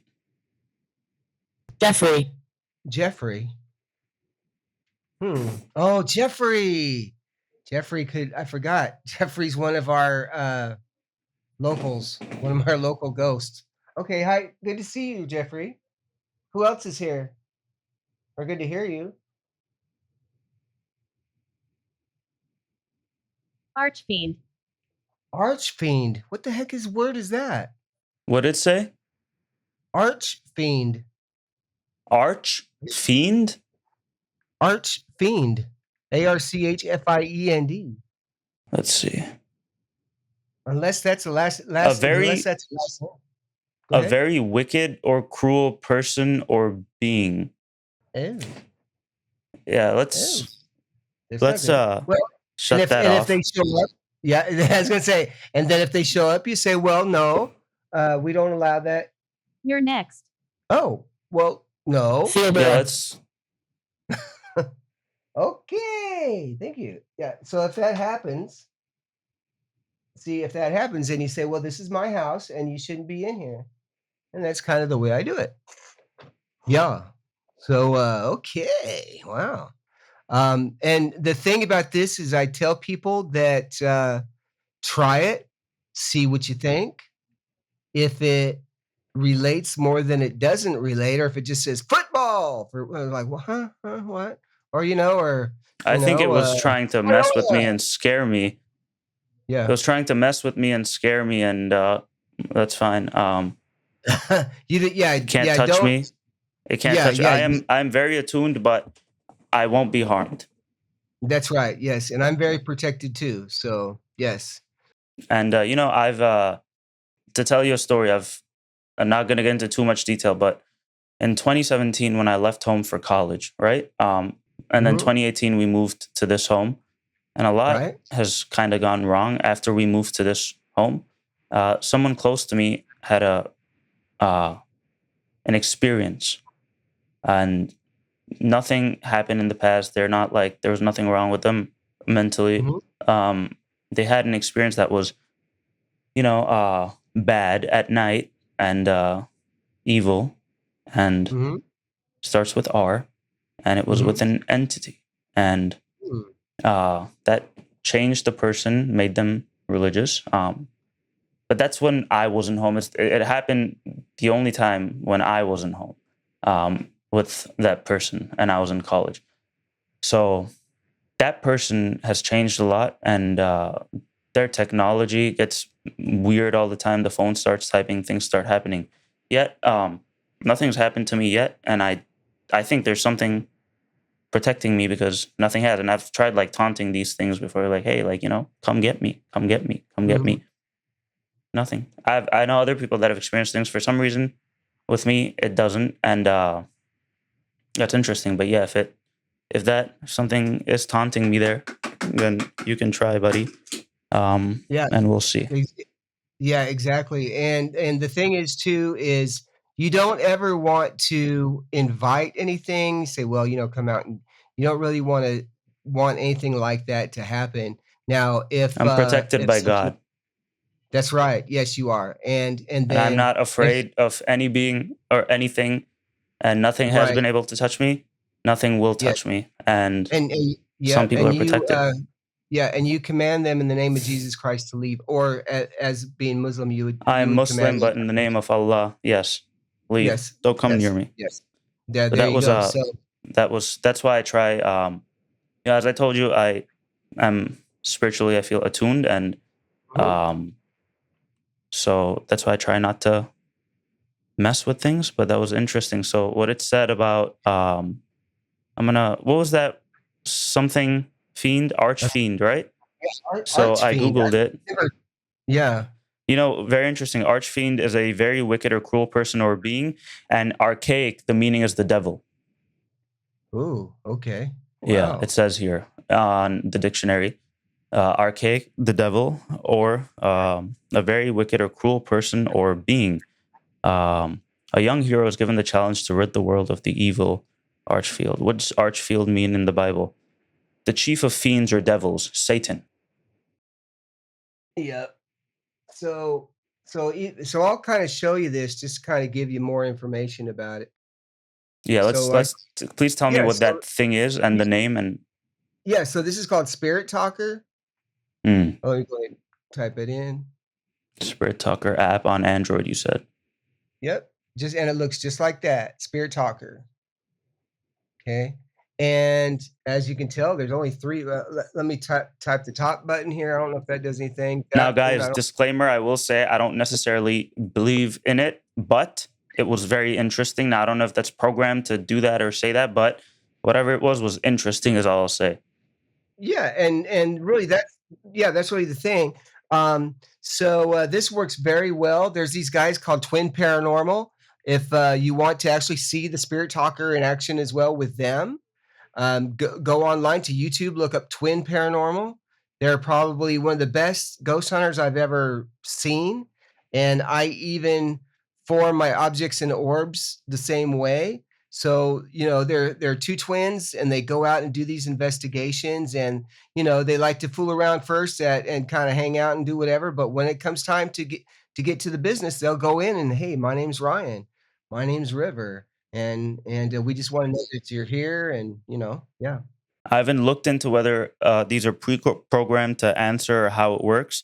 So Mhm. again, I don't know, but peculiar for sure. I'm looking Yes, into it right now. that's Spirit Talker app. that's It why I does like say a Spirit. lot of weird stuff according to other people too. Yes, yeah, and because the other apps you have to pay for a dictionary. So there's To one be loaded. all over TikTok. My phone's recording right now from this angle, but it's called Mhm. Ghost Hunter or Ghost something, and I haven't used it yet, but I have the app. Now, what do you think about? Do you know anything about remote viewing or the gateway Yes, process and I've dreams heard and about. dream?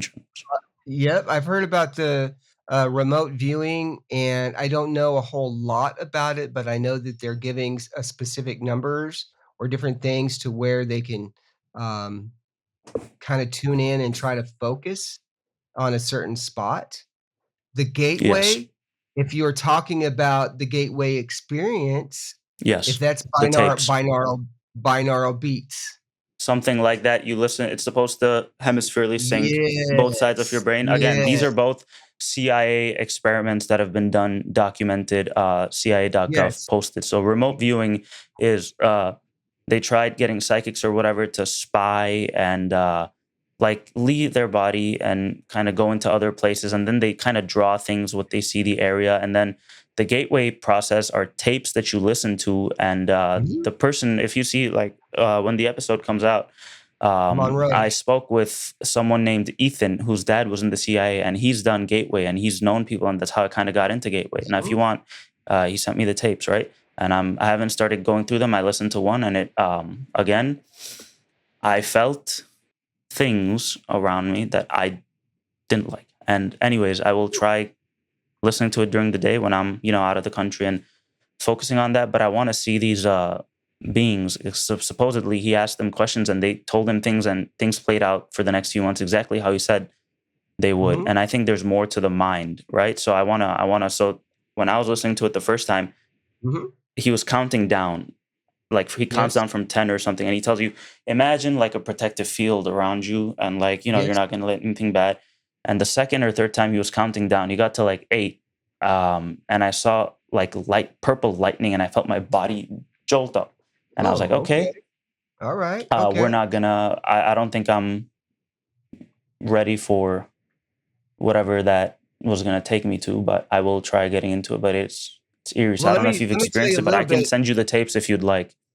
Yeah, and I've got the gateway experience even on my phone. I can bring it up, and you can even get it on. You can listen to it even on Spotify. Now, Yes. here's something I'm going to show you, so you can create your own to help you relax or to help you sleep too. And this is called Tone Generator Pro, and you can get this on the on Android as well. So I'm clicking on multi-tone generator. So let's just say on your left, okay, on your left, we're going to put in an 80 hertz. Let's raise this up so you can hear it a little bit. I'm going to put in a 120 hertz tone. Okay, so let's play it. Okay, and actually, let me go a little bit higher. Let me go up to let's go up to just 400. Okay, 400. Okay, and then hit play. Okay, if you put 400 in your left ear, let's put 405 in your right ear. So 405, it's a 5 hertz difference. Okay. So you're hearing, you can't hear below about 20K. Okay. About 20 hertz. You Mm, can't hear below that. Or mm. 20,000 hertz. I So think it's my the ears are a difference. little messed up too from a bunch of concerts. So I like Yeah. my threshold's probably even higher. So the difference tone is this. It's 5 hertz. So let's pull that out there too. So is there And like kind of, how does, like, what is that supposed to kind of do? what it does is it makes your brain kind of start to swim a little bit. So we put that over here. Okay, we bring them both in.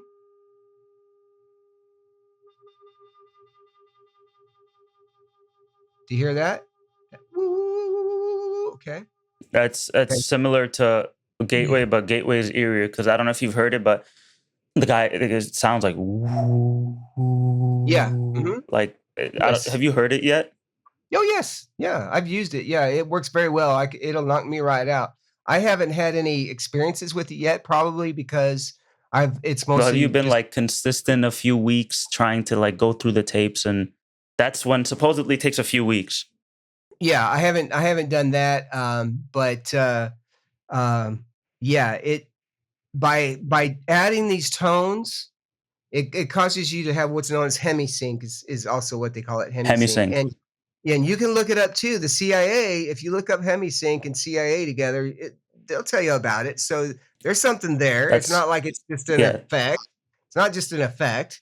It's something That's that what happens. Gateway's supposed to do. Now, Right. Mr. Durrant, I'm curious. So I'm going to take this next month to, as much as I don't want to, listen to Gateway and blast Right. off. Now I'm Yep. interested. I'd be curious if you wanted to like try to and kind of let me know your thoughts later. Mhm.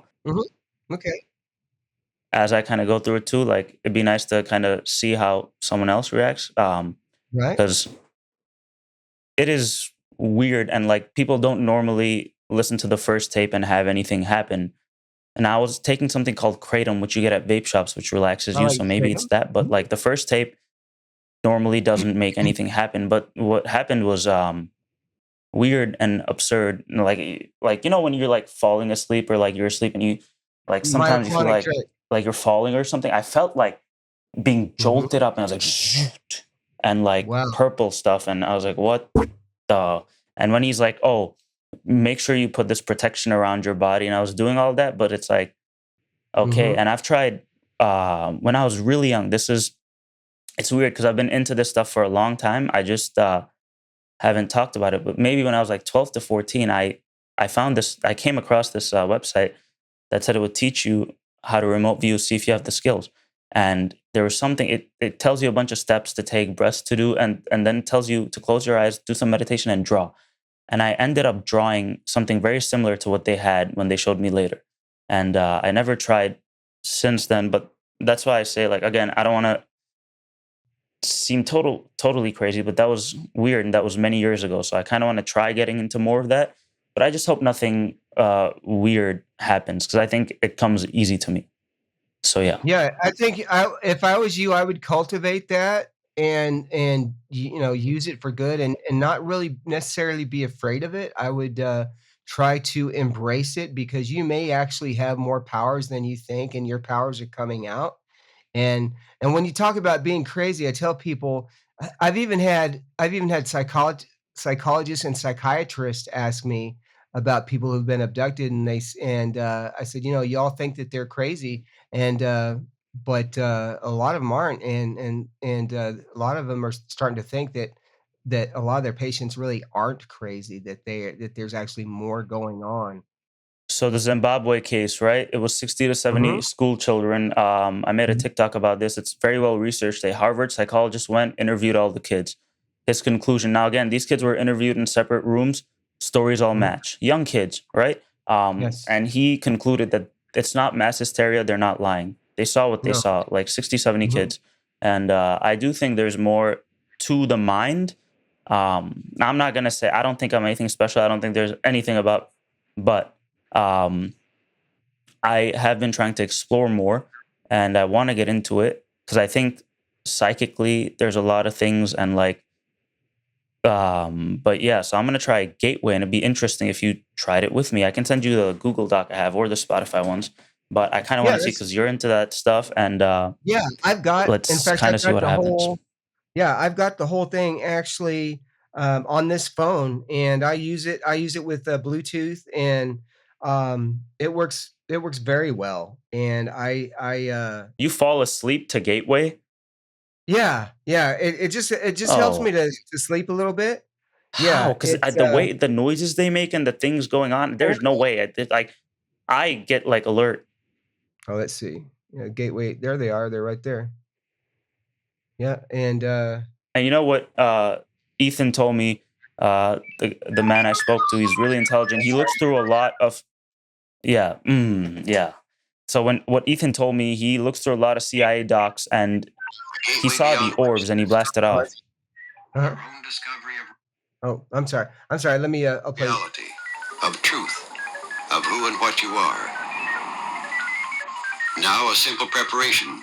Because of the special audio techniques used, it's important that certain sounds reach your right ear and others your left ear. Oh yeah. So yeah, Let's yeah. go And, into the point where they make, like, if you scroll in a bit, the weird sounds, like, oh like, yeah. Oh yeah. Oh yeah. That. kind of want the people to hear a bit, like the Yeah. Yeah. Definitely. Yeah. ooh. Definitely. Let's see if we can.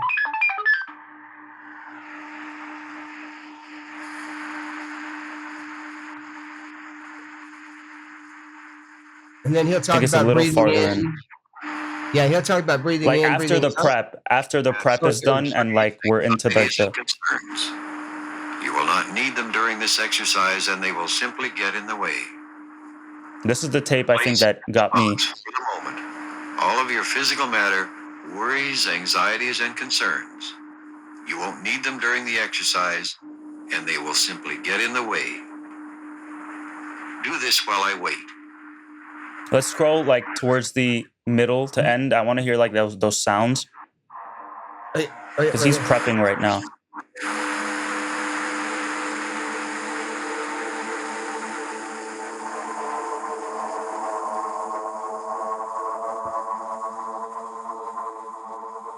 Yeah, right there.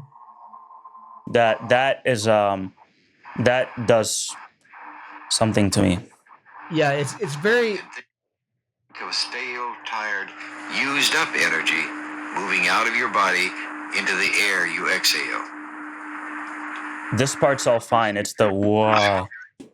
Yeah, yeah. That stuff kind of like feels weird to me. I don't know why. It does. Yeah, no, it sounds creepy to me as well.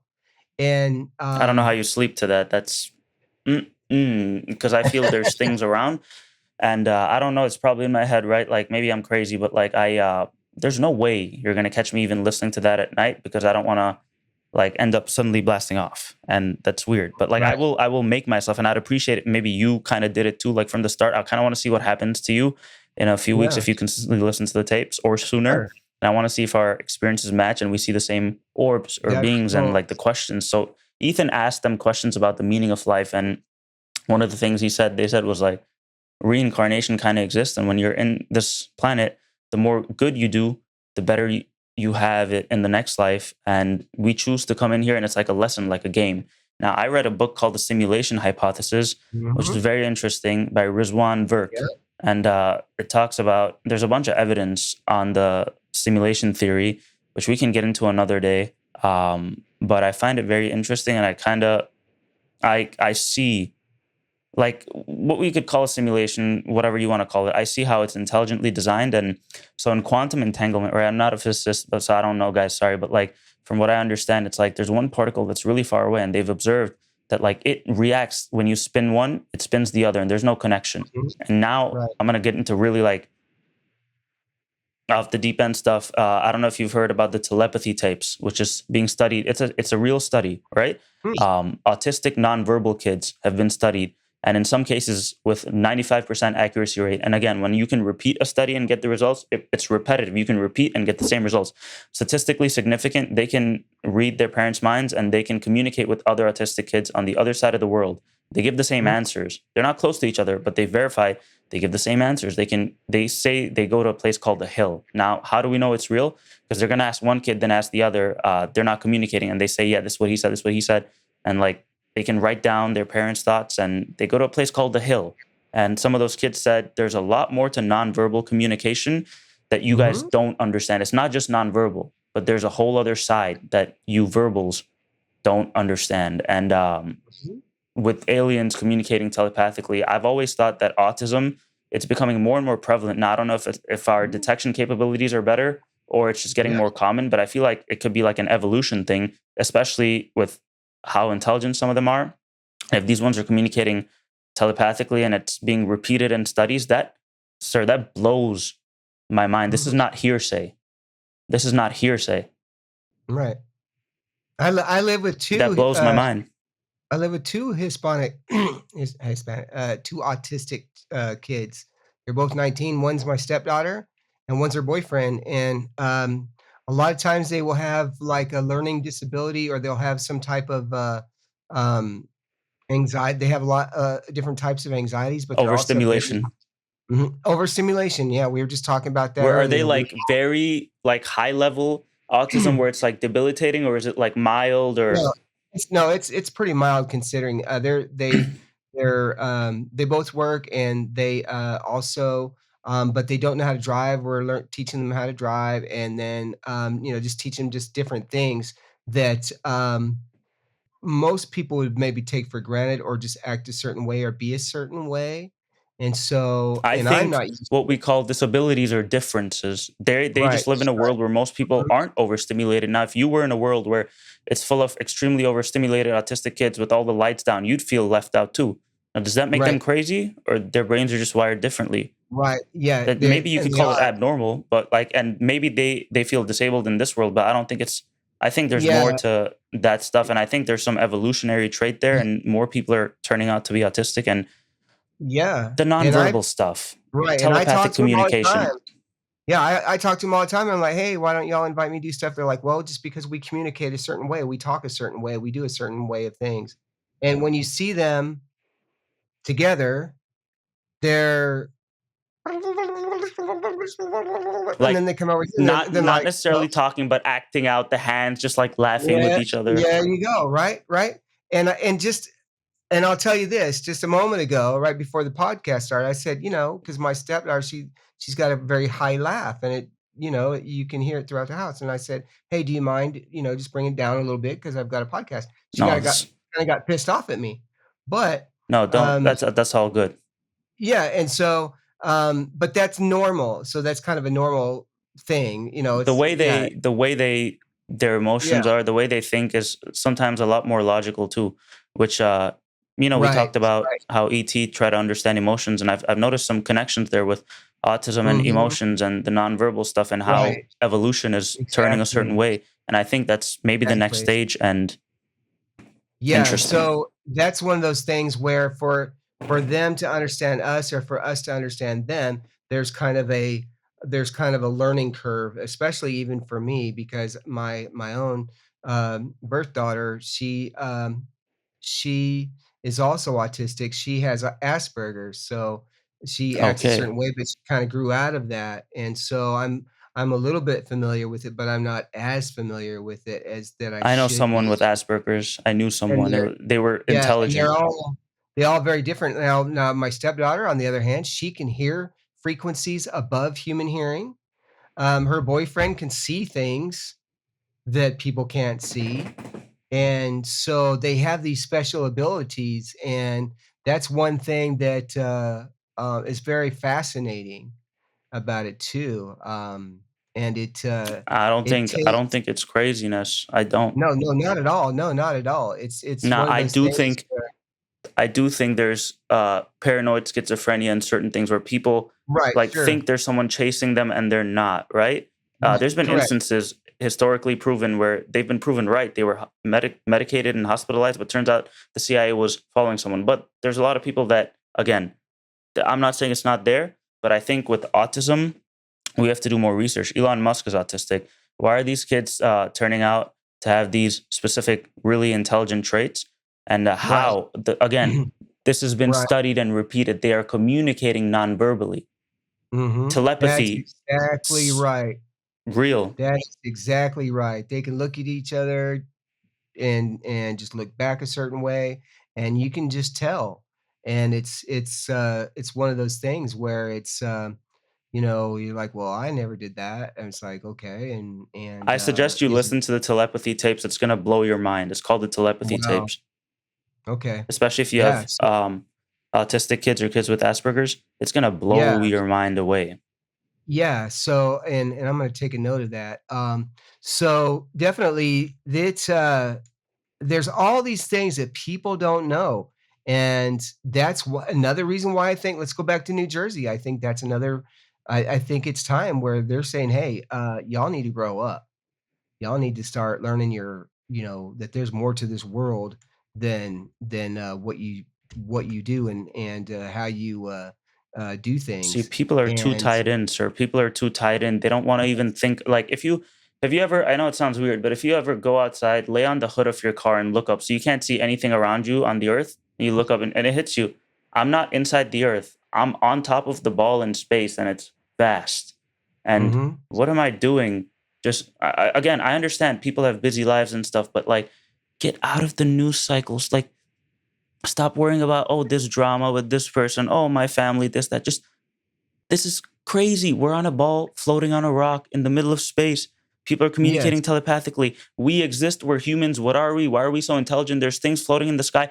What the hell is going on? No one thinks about right. it. What is going on? What is this? Why aren't people? Why? Everyone's just so tied in. It's like everyone's like brainwashed. It's weird. Like, ever Yes, they since I've are. grown up, I've like thought about things differently, and I haven't like gotten into that mindset. But I'm not saying I'm special, but I'm just saying, like, guys, think, please. Mhm. Right, exactly. Yeah, just think about the possibilities of it. And the good thing is I live in a certain specific part of Georgia where we have basically very little light pollution.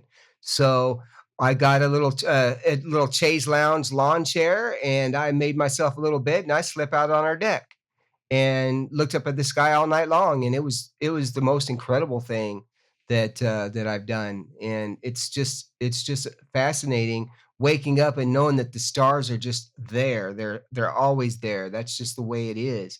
And and everything is at a It's potential vast. for yeah, yeah, and it's very fast. And the thing is there's a potential. I've gotten into a new number that I really like, and that's 0, because 0 is, there's a lot of fascinating things about it, but you can also it has great, um, exponential, where you can great potential, where you can go higher than it, you can raise higher than it. There's also negatives as well, but, Well, numbers are infinite. You can go positive right. infinity, negative Mhm. infinite.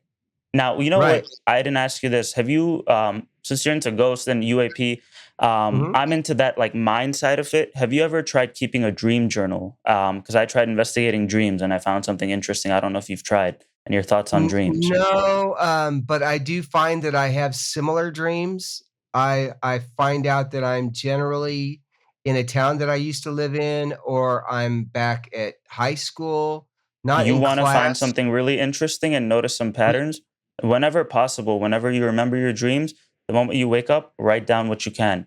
Look at them in Mhm, a few weeks or months, and all I'll say is you'll notice really interesting, maybe precognitive stuff telling you mhm, in riddles or directly of what's gonna happen. And mhm, also your emotional state of mind. Like, I've had with kratom, it's kind of like it hits your body like an opioid and you get addicted to it. Now, I didn't know, when we were in yes, high school, we went to a vape shop, and this guy, I don't like him. He lied to us and told us, "Oh, this is good for you. You're not going to get hooked." Went through a lot of bad times with kratom. Now, but the mhm, first time before I was addicted, before I knew, I had a dream that I had in my dream journal of kratom leaves growing out of my beard and covering my whole oh, face, and I didn't understand. And when I looked back and I stopped and I went through a lot, I was like, "Oh, it was kind of like spotting it." I don't mhm, know. Again, this could be just my subconscious, and like, doesn't mean it's precognitive, but also like signs. Now, again, not to sound like crazy, but like, you think about someone and they call, or you think about a situation, then you hear yes, someone say something, or you see a sign or a street post or something, and mhm, it's something peculiar. So one time yeah, when I got one of the positions I wanted, and I was really trying hard, it was a corporate position uh, at Factor, which is owned by HelloFresh, right? As an analyst. I'd been working hard, blah, blah, blah. And then my sister accidentally ordered a factor box. She never does. Now I'm up the stairs. I was going down and I saw the factor box facing me directly. And again, you see a lot of things. It's going to sound crazy, but that's just how I felt. At that moment, I was like, that's so peculiar. Why is that? Like, there's something that stands out about it. That same day, I got the job at Factor. And my sister never orders it. We don't order that stuff. It's just facing me, came to the door, same day, got the answer. So it's like, I don't know. Again, this could just be crazy. There's no evidence. There's no proof, right? But I've noticed if we pay attention to like these signs and synchronicities. Carl Jung talks about coincidences that are too coincidental. Again, a famous psychologist. He calls it synchronicity. If it's too coincidental, maybe your subconscious or something's trying to tell you something. Right. That and numerology as well, especially 1111. People, how many times do you see 1111? I see it every day. I've seen it, today, and I see different numbers, but mostly 1111. That's an angel number. So that just means that you should be aware that things are going to change, or you should be aware of your surrounding, or be aware of what's going on at that moment. And Now, that's something. this is my thing with numerology. I've looked a lot into it. There was a time I was heavily into it. The Mhm. thing with numerology is if you pay attention to it, you'll see it's like you're going to seek it out a lot more often. Mhm. But when it comes randomly, I find it interesting. I've had some experience, but I am into astrology. And I know astrology, again, guys, for the record, yes, complete pseudoscience, no evidence, no proof. The planets don't move, and the way they say it works doesn't work in the sky, blah, blah. I understand, right? But if you look into astrology heavily like I did, I keep an open mind. And again, there's no evidence, no proof. So I'm not saying don't take this as fact at all, because it's not. But I've looked heavily into astrology, and people look at their zodiac sign, they read it for their sun sign. Do you know what a rising sign is? You're supposed to No. read your zodiac for your rising sign. So there's 12 houses, 1 to 12. Your rising sign Right. is your first house, the house of your public image. If you know your exact birth time, your exact birth date, and location, you can find your chart and so I'm a Virgo sun, but my rising sign is Capricorn. I have Aquarius in the first house, so I read for Aquarius, and it's accurate. It describes me very well, and the transits, the things it says will happen, happens. That I got it wrong. Most people get it wrong, so it doesn't happen. But there's something weird. And then I've had people read my chart and they describe me to a T. So a lot of with me is I have a lot of analytical in my chart and very emotional. But they say, which is true. Someone said, like an astrologer read my chart. She's like, you must have a hard time in love. And I said, yeah. In 26 years, I've never been in a relationship. And she said, you must be passionate. I said, I'm very passionate, but never. So I've like the signs Aquarius and Virgo. A lot of it, which is very analytical, and like I have that in my first house, like it comes across, and then my emotions are kind of like in Aquarius, which is weird. Like it's like I think analytically, and I try not to get into relationships, but I want to, but I don't. It's weird. Like if you know your birth time, I don't know if you want to get into it. We can now, and I can look it up for you and kind of give you a quick reading, or if you'd want to do it yourself. But it's really interesting if you don't want to. That sounds good. I think my exact time was 5:55 in the morning. So hold on, give me one sec. Yeah. I don't know if this is, I'm not saying it's gonna be accurate for everyone, but I think I might, like when I did it for the last person, he said some things he saw in Gateway that he didn't tell anyone. I was telling him, and he kept it in his mind, and it was from his chart. So I'm gonna put Les, just first name. If you want to message it to me, I don't. Let's not. My full name is, or my first name is Leslie. No. So 5:55 a.m. and then just if you can message me. We're using your phone to record, because just message me the birth time and the location. Yeah. Okay. So let me. I'm gonna do this right now. Here. Let's see. Yeah. But not the birth date. Birth date, time, location, as accurate as you can, especially with the time. Okay. Don't say it out loud. Just. No, I will. Let's see. You could say it out loud, but some people just don't want that stuff to be given to others. I don't care. My one's public, but yeah, it's let me go ahead and do this here. Okay, and okay, here we go. So I just texted you that. Okay. I'm gonna put that in, and the time is okay, and that's the very close location to where you were at. Yeah, that's where I was. That's where I was born. And the time you're sure is pretty accurate. Yes. Okay. I could get more accurate, but my No, my let's my just see. Well, like it's okay. So the city was that's in we're just gonna say that's Cali. It's not showing up California California. for that area. Okay, there I found it. Okay, cool. Mhm. And now we're gonna see let the magic happen. Very okay. You're in Aries, son. Yep. Yep. The last person I spoke to was also in Aries. You have your moon in Aquarius, just like me.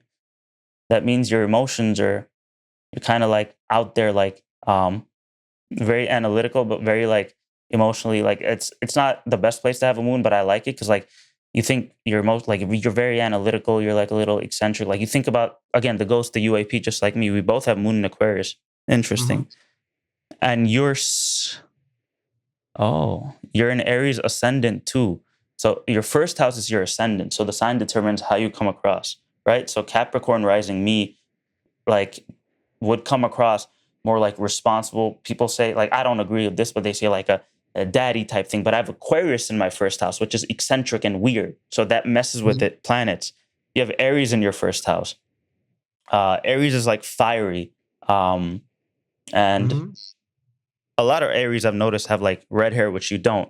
You're from a different generation, but Aries tend to be fiery. So you come across like a maybe fiery and more like, I don't know, like a little, not like soft first image, right? Moon in Aquarius in your second house. Your emotions are tied into your finances and you're very analytical with your emotions. Mercury is the planet of communication. You have your Mercury in Taurus. Taurus loves, so there's signs, planets, and houses, right? So we're talking about houses. First house, ascendant, how you come across.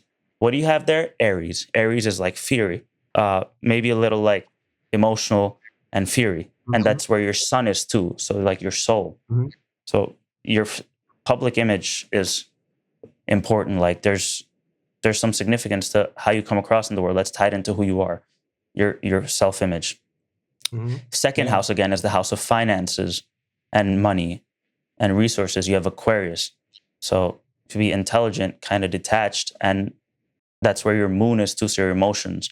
And then Mercury again is communication. That's in your third house of siblings and communication. So you have Mercury in the third house and Taurus. Taurus is like kind of like loves luxury. So make of that what you will. And then your fourth house is the house of home and family. And there you have Gemini. Gemini is a sign that thinks a lot, can go both ways, likes talking, communicative. That's in your house of family. And you have Venus, the planet of love, in your fourth house of family. Fifth house. Oh, wait. Am I looking at this? Because it says, so your ascendant is, okay, Sun, Aries, ascendant. Fifth house. Oh, wait. How's your... Oh, this is tropical and Placidus. Okay, Sun and Aries. Wait. It's interesting you said tropical because I love islands. That's like the different ways to kind of look at it. And then, okay, I got it wrong. Your rising sign is not, your sun is in your 12th house, which is right before the first house. Okay, so your sun is 12th house, the house of secrets. So your sun is in your 12th house. Introspective, needs some space and seclusion. Makes sense where you live. But then your ascendant, because 12 merges into one, so you do have an Aries ascendant. So you come across like strong, self-starter, and like you're probably a strong will. Like the way you come, again, your ascendant, your first house is how others see you, not necessarily how you are. That's your sun, right? You have your sun in Aries and your ascendant in Aries. Assertive. You could be like just like kind of fury. The sun ascendant combo is one of a fighting spirit. So it's interesting. You have your sun in the first house, or sun in the 12th house, but rising, same sign. And your moon is in Aquarius, just like me, as I said. And then we got into your moon is in the 10th house. So your emotions, I was reading it wrong. Your emotions are tied into your career in Aquarius, which is interesting. I'd say that's a good thing. 10th house is career. You have Aquarius in there, analytical, but that's also your emotions are tied into your career. There's more stuff, but we're going to go into the overview. Mercury again is in Taurus. Okay. Oh, you have Mercury in the first house. So anything signs, planets in the first house, it shows in your face. I have my moon in the first house, so my emotions supposedly are supposed to show a lot in my face. You have Mercury in your first house, which is the planet of communication. So expressing yourself a lot, you do it openly. That's what it says. Yeah. Venus very is true. in Gemini. Venus is your it's like love, beauty, emotions, values. Gemini again is a lot of thinking, communicating, witty. And Venus is in your second house. So the house of money, you have Venus in Gemini. Okay. It's like love and money and beauty, and it's tied into money. Witty conversations. It's weird because I don't have a whole lot of money, so maybe it's a Well, bad money. It doesn't mean you have a lot. No. It doesn't mean like it's not like about how much you're gonna have. It's just the flavor. So let's say people who have Venus. So seventh house is the house of relationships, right? If you have Venus in the seventh house, you're good at relationships. Venus in the first house, like you're beautiful. Second house, it's not a bad thing at all. Venus in the second house, there's a link between your emotional life and money. So interesting. And then very emotional. Yep. Mars is the planet of action, aggression, your action and aggression. So my Mars is in my seventh house of relationships. I have Mars, Venus, Mercury, all in my seventh house. So your Mars is in Aries in your sun. So Mars represents action and physical energy. So Mars is good in fire signs, and Aries is a fire sign, but very action oriented. It seems like that flares up your Mars. Okay. Yeah. You could have anger flare ups. Again, I'm just kind of telling you, like comes and goes, maybe. Yeah. Yeah, it comes and goes. And you could work fast. Like you could kind of be like aggressive. You don't like too much predictability, maybe. And again, it's in your 12th house again. So it's like secrets, and like 12th house is like introversion too. Interesting. Okay. Indirect, very private. I used to be quite introverted. I used to be very introverted. I had to kind of get out of that. And then Jupiter is the planet of expansion and luck. I love Jupiter. If you have Jupiter in your second house, you could befall like money, right? So Jupiter, wherever Jupiter is, it expands. That's where your luck is if you can draw from it. So your Jupiter is in Aries, where your sun is. Wow. Okay. Wow. Okay. Good fortune when taking the lead, initiating, inspiring, enthusiasm. And your Jupiter is in your first house. Whoa. So again, planets in the first house affect how you come across. That's cool. Big energy, jovial, expansive, dynamic. Wow. I like Jupiter in the first house. Okay, interesting. If this is like your accurate birth time, you like good meals and stuff? Yeah. I feel like everyone does. Oh, yeah. Okay. So Jupiter in the first house, like expansive energy. You have a lot in the first house and the 12th. Like it's sun is in the 12th. Again, quiet space, but it's Aries. Then you have Mars in Aries, but again, 12th. And then you have Aries in the first house and Jupiter. Interesting. It's like, I see a lot of like inside and outside. It's like a weird like in-out thing with you, like introversion and extroversion. You have like both sides very close to each other, significant stuff.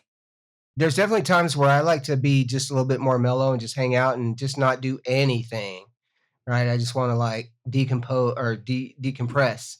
You know, I just want to stay there. Yeah, decompose, right? To where like I don't want to do anything. I don't want to do any UFO stuff. I just want to just lay there and just relax. But and then I get kind of tired too because of it. And then I'm ready to go again. And I'm very ADHD too. So that kind of plays into it too. But yeah, you come across fury and Yeah. and then your Saturn is the planet. People get scared of Saturn. People look at it the wrong way. Saturn is where you're going to have your life's lessons. Now, if you cultivate them, there's going to be challenges, but you cultivate them, it's going to turn out really good. Saturn is in Pisces. Pisces is very dreamy, emotional. That's water sign. Your core is a fire.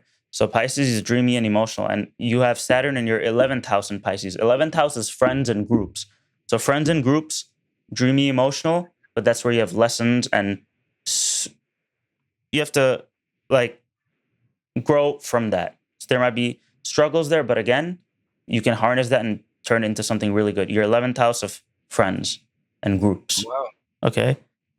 Uranus is like erratic. Where you have Uranus, it's like a generational planet, but it's tied to Aquarius. Again, erratic, like crazy stuff could happen, not necessarily bad. You have Uranus in Virgo, and you have it in the 6th house of work. Hmm. Independent could be in constant work efforts, eccentric when it comes to work, rebellious when it comes to work and what you think and do. Could be some discipline stuff. Hmm. But yeah, Uranus is like, I like it because it's like eccentric and like that's your work. And like your work, if you're Yes. doing this, seems eccentric to me in a good way. Yeah, that's what I do. Yeah, and I make my own commercials, and I used to work for a radio station, and it was very like, do this way, do this that way, do this that way. I'm like, well, let me show you a different way, and then I do it my way, and then, but I'll show you my way, you know. But I just do things a certain way, and I still get it done. And that's it's kind of like with my wife, and I'm loading the dishwasher. I still load the dishwasher. The dishes still get done. It's just that maybe I'm not loading them the way that they should be, and then but I allow her, and she shows me the another way. I'm like, oh, okay, that does make sense. So I'm accepting in that kind of way. Well, and with Uranus in the 6th house, you love freedom when it comes to work. You don't like restriction. Like when it comes to your work and stuff, you're very like, I'm gonna do what I want, and this is what I want, and this crazy stuff, and this is how I want it, and like kind of like out there, Yeah, which is right, I like it. right. Neptune, again, a generational planet. Neptune, like Mhm. generational planets are Uranus and Neptune. A lot of people have them around the same area, but your Neptune is like Neptune is kind of hard to. It's also like dreamy. I'm not like again. I'm not I'm not an astrologer, but I'm looking at it my way. It says transcendental liberty, non-egoistic. Neptune is in Scorpio. Okay, Neptune is like again dreamy too. I think a little. I would look at it as like a little thoughtful and like emotionally. Scorpio, you have Neptune in. Okay, and Scorpio is very dark and like secretive, and you have it in your 7th house, Neptune. 7th house of relationships. You have Neptune, and you have Scorpio in your 7th house of relationships. So in relationships, you can be very passionate Mhm. and Very much so. very passionate and yeah, and mysterious and a lot of emotions when it comes to your 7th house of relationships. And you have Neptune in there. So you could be a little dreamy, a little out there, maybe Mhm. when it comes to relationships, to looking beyond superficial, maybe a little bit of confusion, intensity, compassion, a lot in your relationships. Mhm. Pluto, I like Pluto. It's the planet of transformation. This is where you have the most growth. You go with Pluto's transformation. Pluto is constantly renewal, whatever house it is in. If you have Pluto in the 1st house of self, you're going to constantly be changing yourself, your self-image. And with that, you grow and you get powerful. Pluto brings power. People are scared of Pluto, but Pluto Mhm. brings power wherever it is. Pluto is transformation. And you have Pluto in Virgo. Wow. Okay. In your 6th house. A lot of, again, you have Uranus in your 6th house of work. You like things you're over it, freedom, eccentric. And also in your house of work, you have Pluto, transformation, change, which can lead to power. If Yeah. you're going to keep transforming and changing in your work life, whatever it is you do. And you're very analytical in that sense. So you have a lot in your, okay, Virgo is analytical when it comes to work too.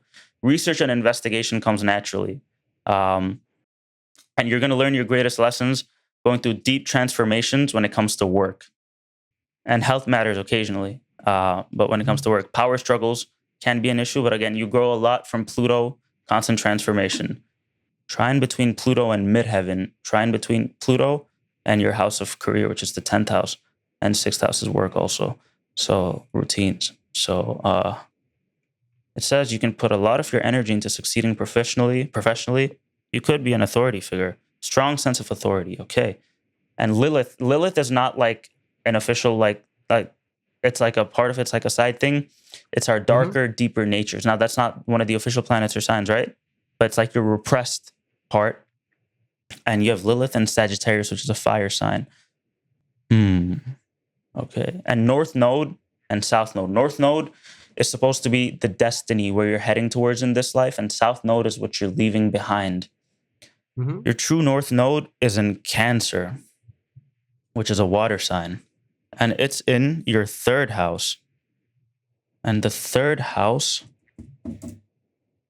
is house of communication and sharing, how a person communicates and connects, written and verbal, code writing, teaching, public speaking, unconscious acts, local environment, siblings. So it's like communication, right? And that's where your north node is, your destiny is. That's what I do. That's what it says is here. Third house. That means your south node, I think, would be your ninth house, which is short-term travel. Okay. Okay. North node is in Cancer. So you thought, okay, you have Cancer, which is watery, emotional. Okay. Now, again, you're an Aries sun with an Aries ascendant, which is really cool. Your sun and rising are in the same place. You're a strong self-starter.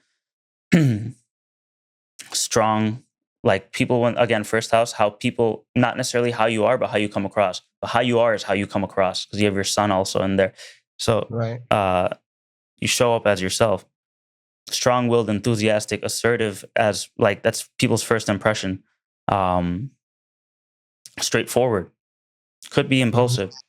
Sun and ascendant combo again is one of a fighting spirit, and again you have Aries, very fiery man. Yeah. Okay. Yeah, you got it. You pretty much nailed it. Taurus. Financially, you have Taurus in the second house, so financially you're supposed to be comfortable. But you have a tendency to splurge, it says. Yeah, I could do that. Cool. It's a very interesting chart. Yeah, I could save my money, but when I do get money, I like to spend it, and then so it'd be like, hey, baby, like so tonight we're going to the casino. It's like, all right, hey, right, yeah. And house 5, we didn't get too much into like without the planets, but house 5 is like romance and creativity. You have Leo. Leo is like attention. You love, like Leo loves attention and like being the center. And Leo loves to give and receive. You give, you receive. That's in your 5th house of creative self-expression, romance, entertainment, children. So you like attention when it comes to that stuff. You like to admire your partner. You like being admired, which makes sense. Yeah. And your 6th house, again, is Virgo. So like you're very analytical and like smart when it comes to your learning. You have Uranus there too, which I find really interesting. Did you, like, if you don't mind me asking, like, did you have a career in a specific area throughout your life? Yes, I've done two main things, mostly radio. So like you talked about communication. Yep. I worked at a radio station, and I've done that quite a bit.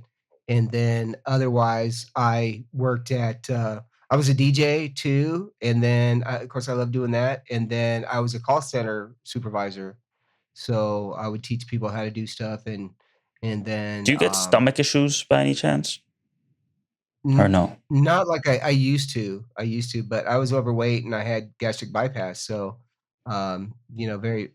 Your weak point is your nerves and your intestines. Yep.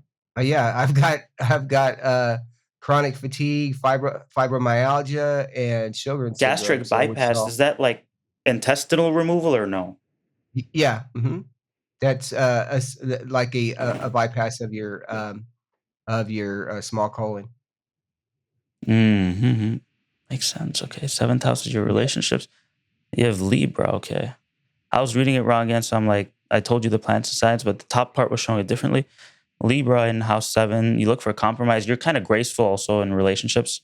It says Libra in house 7. I was looking at the planets. Sorry, that first part, disregard. But the stuff I was telling you after that, yeah, that's how it is. And the 8th house is your other people's money, debt, and emotional security. You have Scorpio in the 8th house, which is cool, which is good. Scorpio likes the 8th house.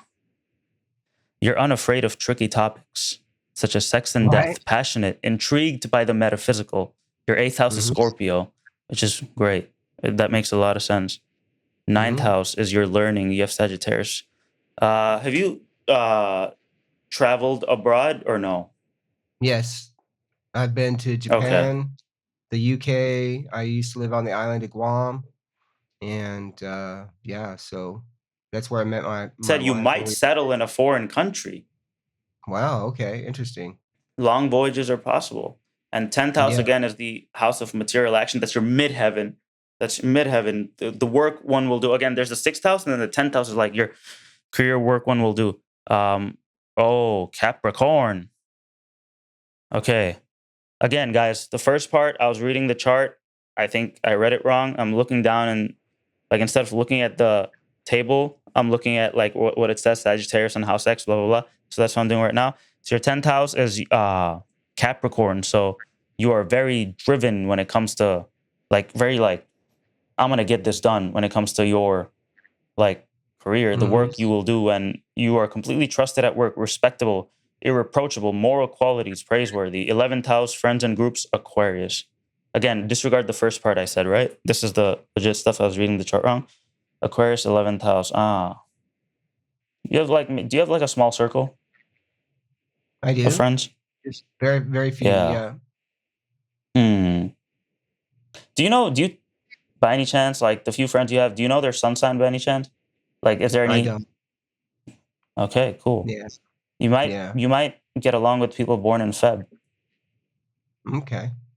and you like really like talking to the people you talk to. Interesting convo. Yes. 12th house is area of education, emotion, where we like you bury stuff. Pisces. So okay, inner torment is possible when it comes to that, but psychic awareness, Yeah. helping others Yeah. less fortunate. Like it's really cool that you have your sun and rising in Aries. You're a very fiery man, maybe like a little emotional, and you're intelligent and a little like, you think about deep topics and you're analytical. And when it comes to work, you push for it. I like all that stuff. It's good stuff. You're like I could tell when I first like met you, you're not like you're a fiery kind of like just get this done type of guy. I like it. Thank you. Serious a bit. Yeah. Yeah, you got I don't know it. how Yeah, accurate it was. The first part I said a lot of stuff, and then I backed up and I said it again. So sorry if it got confusing. But No, yeah. no, you did good, but and especially with the relationships too, that I'm very passionate, and I want, I want my wife to be passionate back, and Yeah, you like the attention back. I do, but I also like to offer the attention as well, That's what Leo is. You like giving a lot, and especially you Yes. like receiving. Okay, 7th house Neptune. But was that Leo? I don't know if I said it was Leo or Pluto in the 6th house. 7th house. Yeah, you're Scorpio in 4, 5, 6. No, wait, 8th house. Oh, your 7th house is actually Libra. Okay, not Leo, but yeah. So the second part I said. So my bad, I made it a little confusing, but yeah. So I hope the end part actually made sense because that was more of the accurate one. Cool. Yeah, I mean, definitely your description is spot on. So you did very well at that. You have some like very like deep like thinking, like maybe like thinking about weird topics and erratic thinking and like emotional but aggressive guy. Like you get shit done. Yeah, and a lot of times too, I can, if I get kind of irritated, then I kind of stay irritated a little bit, and I don't like it. Your moon is in Aquarius. It's a very weird place to have your emotions. I have the exact same thing. Aquarius is like the opposite of emotional, and very detached. And you and I both have our moons in Aquarius, which isn't a common thing. So yeah, like your emotions might clash a lot with your feelings, and you could detach maybe. Like sometimes maybe you look down upon people who get like too emotional, like, oh, like what the hell, like just like stuff like that. You have Aquarius in your moon, very observant, studying human nature, very analytical, but you can also be emotionally very detached. You have both sides. Grow up feeling different. Do you have a quick second? Can I invite my wife in so you can kind of tell her? Yes, sir. Of course. Okay, hold on. Just let me. Sure. I have all the time. Take your time. Okay, so all right. So this is my wife Claudette, and she's here with me, and this is Sad. And hey, nice to meet you, Mrs. Durrant. Nice to meet you. How you doing? Okay, so Good. So tell her, based on the information I gave you, just a summary of who I am, what I am. Okay, let's get into it. Again, that's the second part. The first part, disregard, but okay, we're gonna start. So 1 second, let me pull this back up. He's in my Aries. So his sun is in Aries. Aries is a very fiery sign. Can get emotional, but fiery. active, aggressive. Now, your ascendant is, people look at their sun sign, that's your soul. So his soul is Aries in theory, but your ascendant is how you come across to others, your public image. Now, his sun and his ascendant are both in Aries. So he comes across as he is. Can be impatient too, but Aries ascendant, sun and ascendant in both signs is great, strong willed. And then let's get into some other stuff. His moon is in Aquarius. Aquarius is a very analytical sign and kind of detached. Now, his emotions are there. And I have the same thing, but he can be extremely observant and intelligent when it comes to emotions, but he can detach. He can look at it from not as emotional of a perspective, which is weird because you have Aries and you have that passion, but then your emotions. So you could have that heart head thing, which I have too. But again, lots of intelligence and in your chart. How you doing? I'm good. How are you? I am good, thank you. I was just reading his astrology chart, which I know it's like weird, but like it's interesting to kind of, you know, Oh yeah, just kind of definitely. see. He sent me the birth time and stuff, and see if you have the exact birth time, it's a lot better. So sun is in the 8th house, moon is. His emotions are also in his house of career, and he has Aquarius in his emotions, so he can be detached in its house of career. He has Mercury in his ascendant, which is so he in his public image he comes across as like talky and thinky. His thoughts kind of can like show. His second house of money and finances, he has Venus, which is the planet of love and beauty. So love and beauty related to money and finances. He has a lot of interesting stuff, actually. So tell her about how I think about like very like weird things, but I get kind of deep about it, and then also Yeah, about relations. so the Aquarius part, as I mentioned, he's emotionally, people with Aquarius moons are very like emotionally detached and logical. At the same time, he's a very passionate person, so you could have that fight. Now I'm going to tell you more about like how he thinks and is. One sec. Mars and Aries were not okay. That's not the part. Jupiter is in first house. Okay. Uranus, which is like another part of your astrology chart, which is very out there, like deep thinking, but like erratic and likes things your way, right? So he has it in his 6th house of like work. So when it comes to work and stuff, it's his way. He likes things that he likes and he likes doing what he wants and he's out there and he's going to like push boundaries and think about like different subjects. So I like that. That's good. And he has Virgo there, which is very analytical. So when it comes to like career and like his thoughts and the way he is, he likes things his way. He likes discussing different subjects and he's very analytical and out there and open about it and kind of eccentric when it comes to that. Can be undisciplined, but also eccentric and rebellious when it comes to his work and thoughts. Like science, technology stuff, and again, like deep subjects. Neptune in the 7th house. Okay. He is very passionate in relationships, thinks in relationships. Pluto is in Virgo, and he's going to go through or has gone through a lot of transformation when it comes to his work and health. A lot of transformation. If you can harness that, it's like a lot of changes. Like Pluto is like if you have Pluto in your first house of self, your self-image, the way you are is going to change a lot. So his work and career is going to go through a lot of transformation and he's going to learn his greatest lessons from that. Power struggles can be an issue, but again, lots of transformation and good stuff there. North Node in the 3rd house. And then it's very interesting, very interesting. He's emotional when it comes to home and family, very emotional. Revere family and children, has a large heart. When it comes to romance and creativity, he loves attention. He loves giving and receiving. When it comes to romance and creativity, and honest and moral and upright, likes to admire his partner and likes being admired. Faithful in love. 6th house, the house of learning again and work. He has Virgo, so analytical when it comes to that, and also out there when it comes to work. And erratic and like just my way and like breaking boundaries. 7th house is relationships. He does says he looks for compromise in relationships, but then he has that other side to him, passionate again.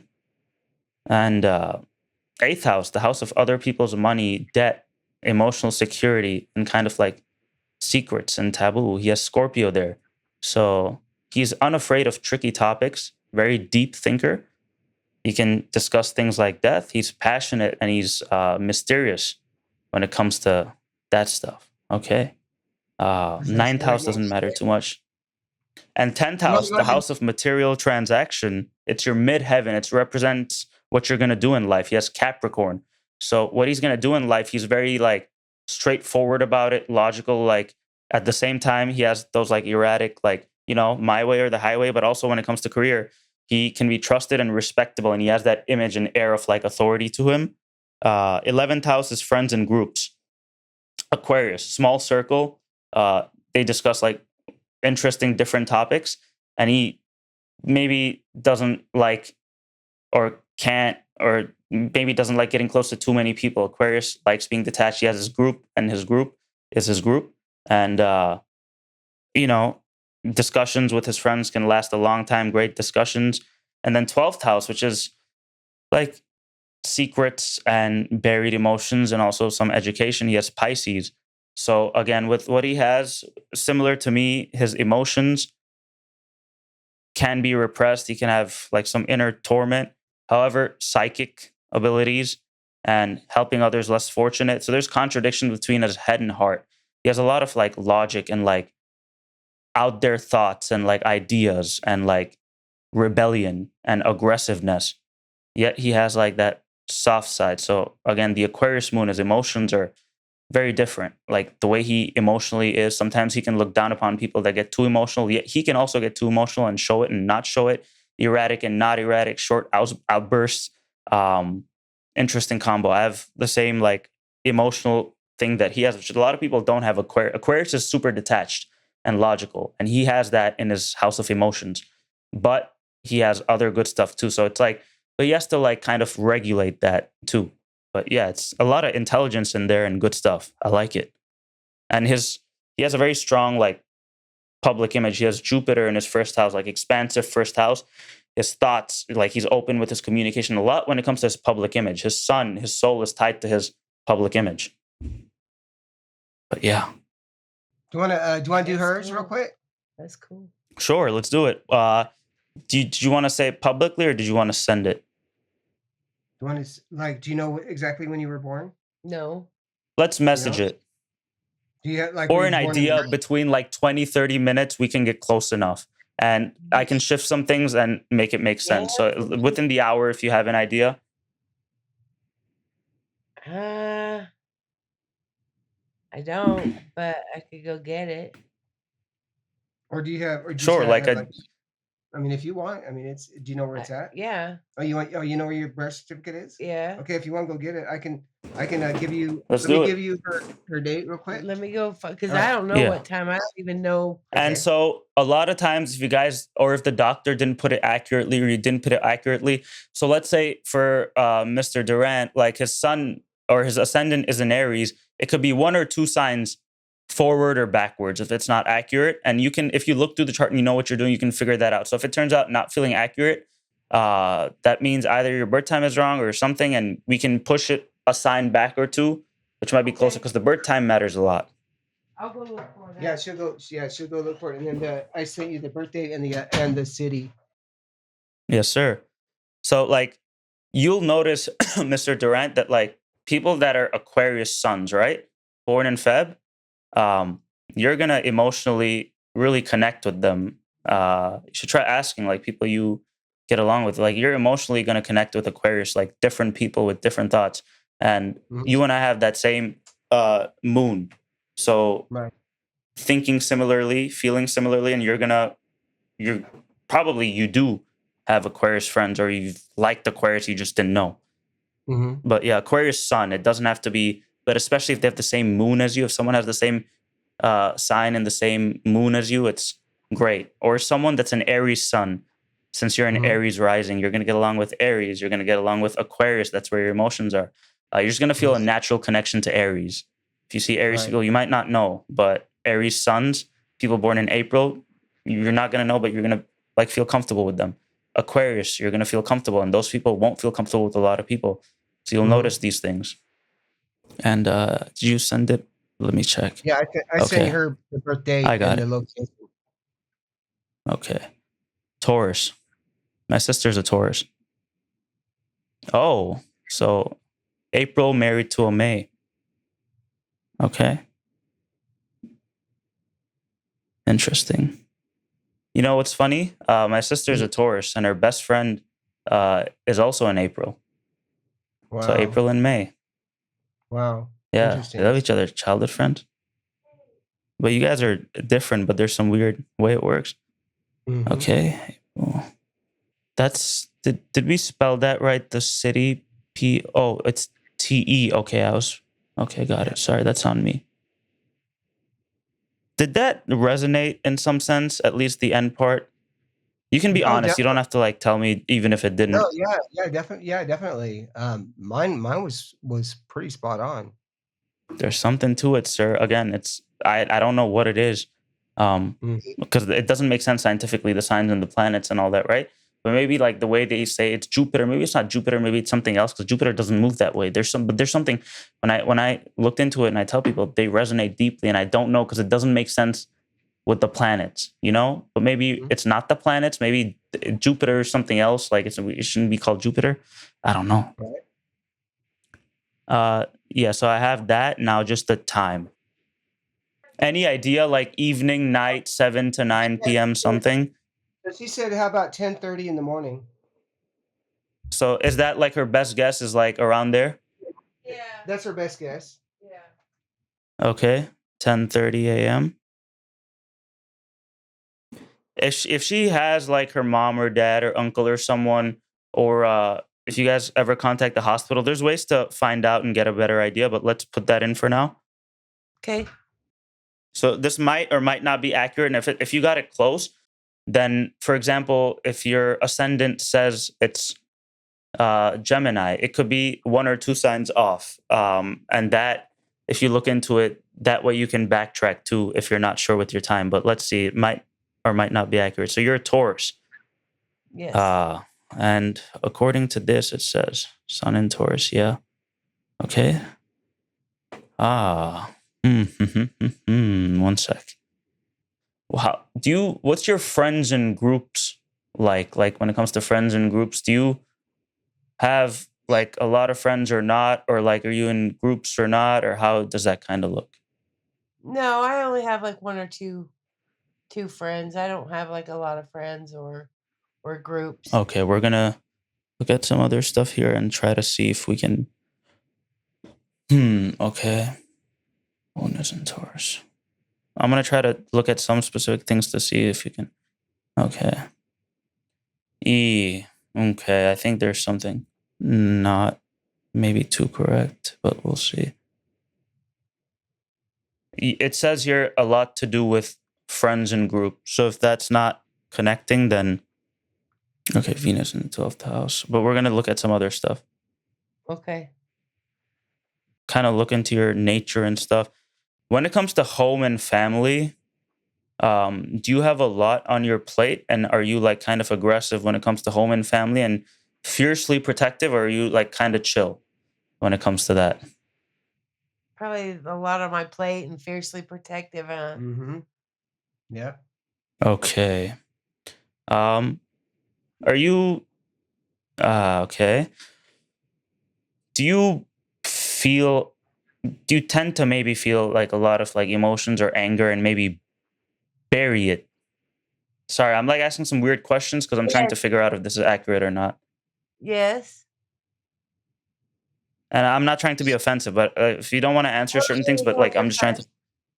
You're fine. Can you be passive aggressive when it comes to, like, let's say, like when you were younger, were you like maybe passive aggressive, ish, maybe like a little resentful? Oh yeah, probably. Okay, we're gonna look at. I don't think this is. There's something. Okay, wait. What was your upbringing like? Was it kind of calm or was it rigorous? And let's just say, severe? How would you describe your upbringing? I don't know, kind We of don't have to get calm, but into details.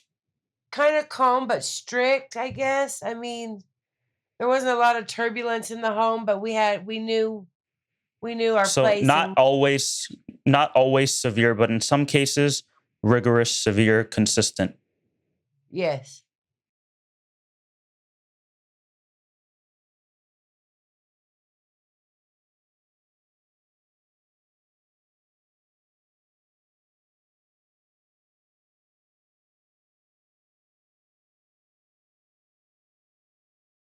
Right. Okay.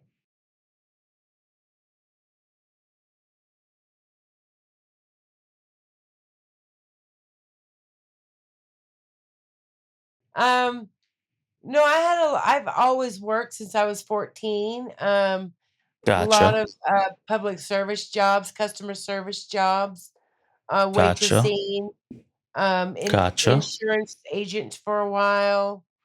Now I'm Gotcha. a home caregiver, home health aide.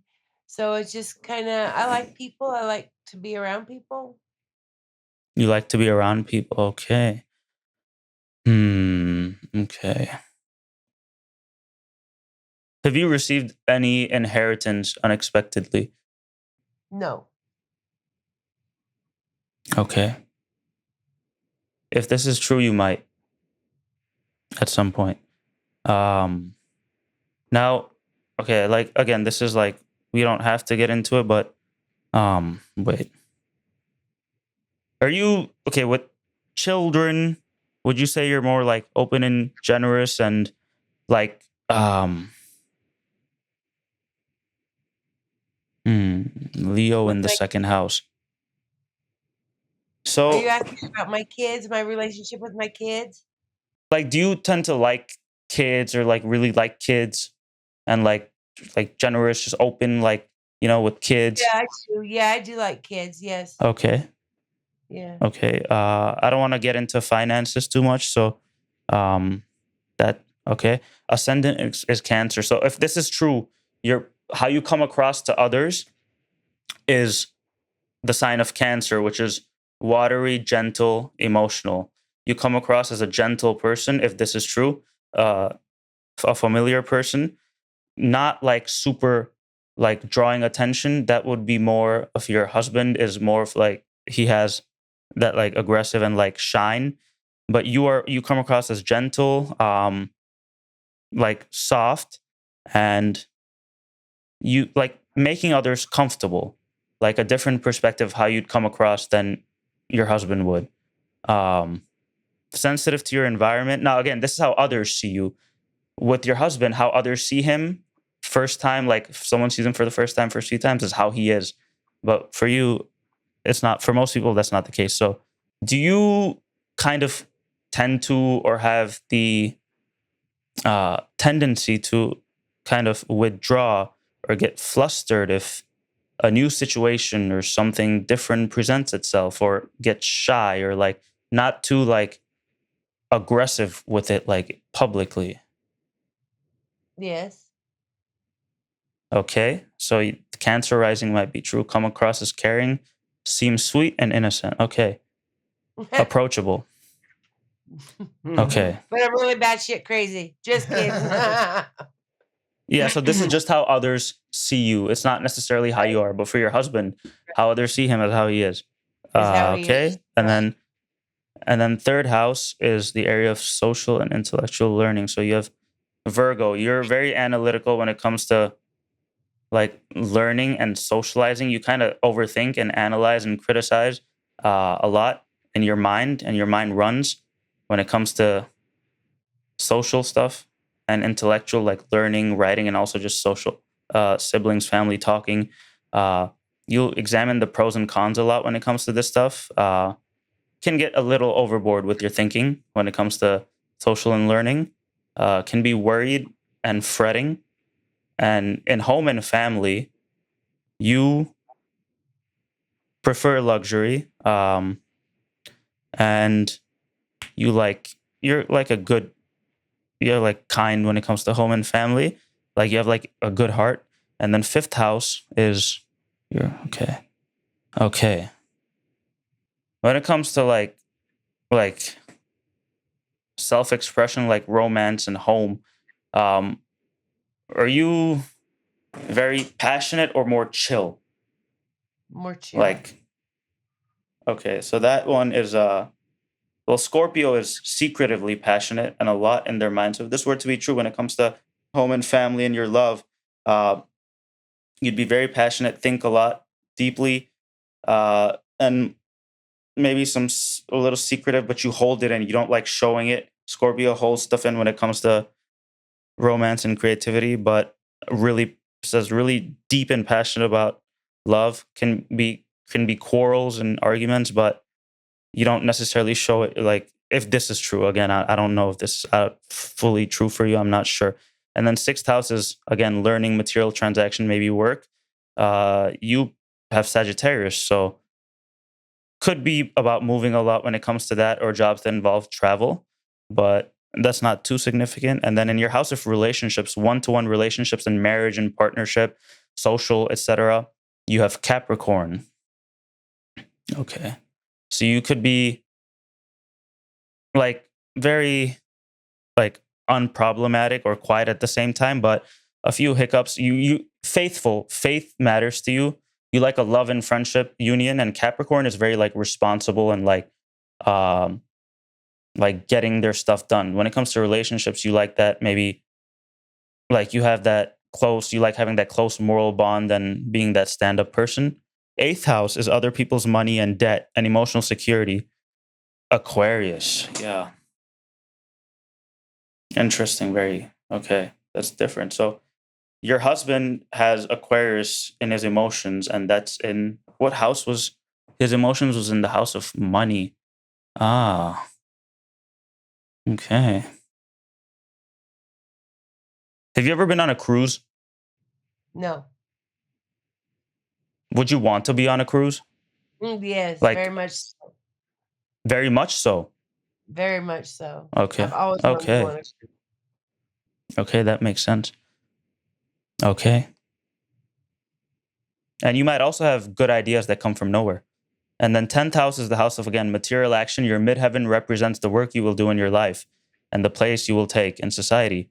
Aries.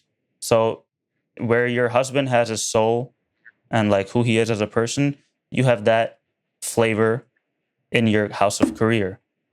So, but when it comes to, you have leadership qualities. Now, I don't know if you've pursued that, but like authority and energy when it comes to work. And you'd be that type of like kind of aggressive when it comes to work. 11th house, house of friends and groups, Taurus. That's your sun. So, friends and groups are important to you. As a Taurus, you like luxury. And maybe like Taurus is like laziness. My sister's a Taurus. Luxury, laziness, the good stuff in life, likes to eat. And you have Taurus in your house where your sun is in your house of friends. You like being surrounded by good hearted people. Um, and, that matters to you. And, okay. And then 12th house is the house of secrets and like deep emotions, where you deal with your karma and endings and where you bury things. Gemini. Okay. Maybe if this is true, quite anxious and maybe sometimes worried about a close one. And you think a lot when it comes to your emotions and things. Like you think a lot and yeah. And maybe like you bury some stuff. I don't know. Yeah, I But do. good. I like. And if we look into some, again, I still wouldn't take this too seriously because some stuff can be true. At the same time, unless we know the exact birth time, this could be one or two signs off. So instead of you having like the Cancer rising, you could potentially have like Gemini rising or Leo rising. But yeah, so third house. Yeah, analytical and communication, comes across like soft, emotional, sweet, uh, likes luxury, likes to eat, close friends, uh, romance and creativity and love, very deep, lots of emotions. Maybe you don't show it, but very deep and thoughtful. and passionate, even if you don't show it, if this is true. Career set. Okay, 7,000. Oh, and the planets. Let's look at the planets. We didn't look at the planets. We looked at the signs. Okay. The planets like Jupiter, Mars, where you have that stuff. The moon is in Taurus. Moon is in 11th house. Mercury is in Taurus. Because that matters too. Okay, so if we look at the planets, where's your planets at? So yeah, your sun is in Taurus. So by the way, a Taurus sun in general is charm, tolerant, stoic. Yet like Tauruses can tend to like have like sometimes get like bullish and like emotional outbursts, but mostly you appreciate the arts. And Tauruses can be like, you know, just like materialistic and chill and like the good stuff in life. And like, but Tauruses are an earth sign, so very earthy. And you are a humanitarian. You like to treat people as equals because it's in your 11th house. To try your best to avoid bias and prejudice. Social status isn't as important to you. And yeah, pretty much a good person. But the weird thing is what doesn't line up here is this says a lot. Like you have a lot in your house of friends and groups. So yeah. But yeah, that's kind of like the gist of it. Mm. Wow. Yeah. So he read you pretty well too. Yeah, it's pretty good. Yeah. That's good. Well, thank you so much. I like that. Really appreciate it, man. Yeah. Thank you guys. Yeah.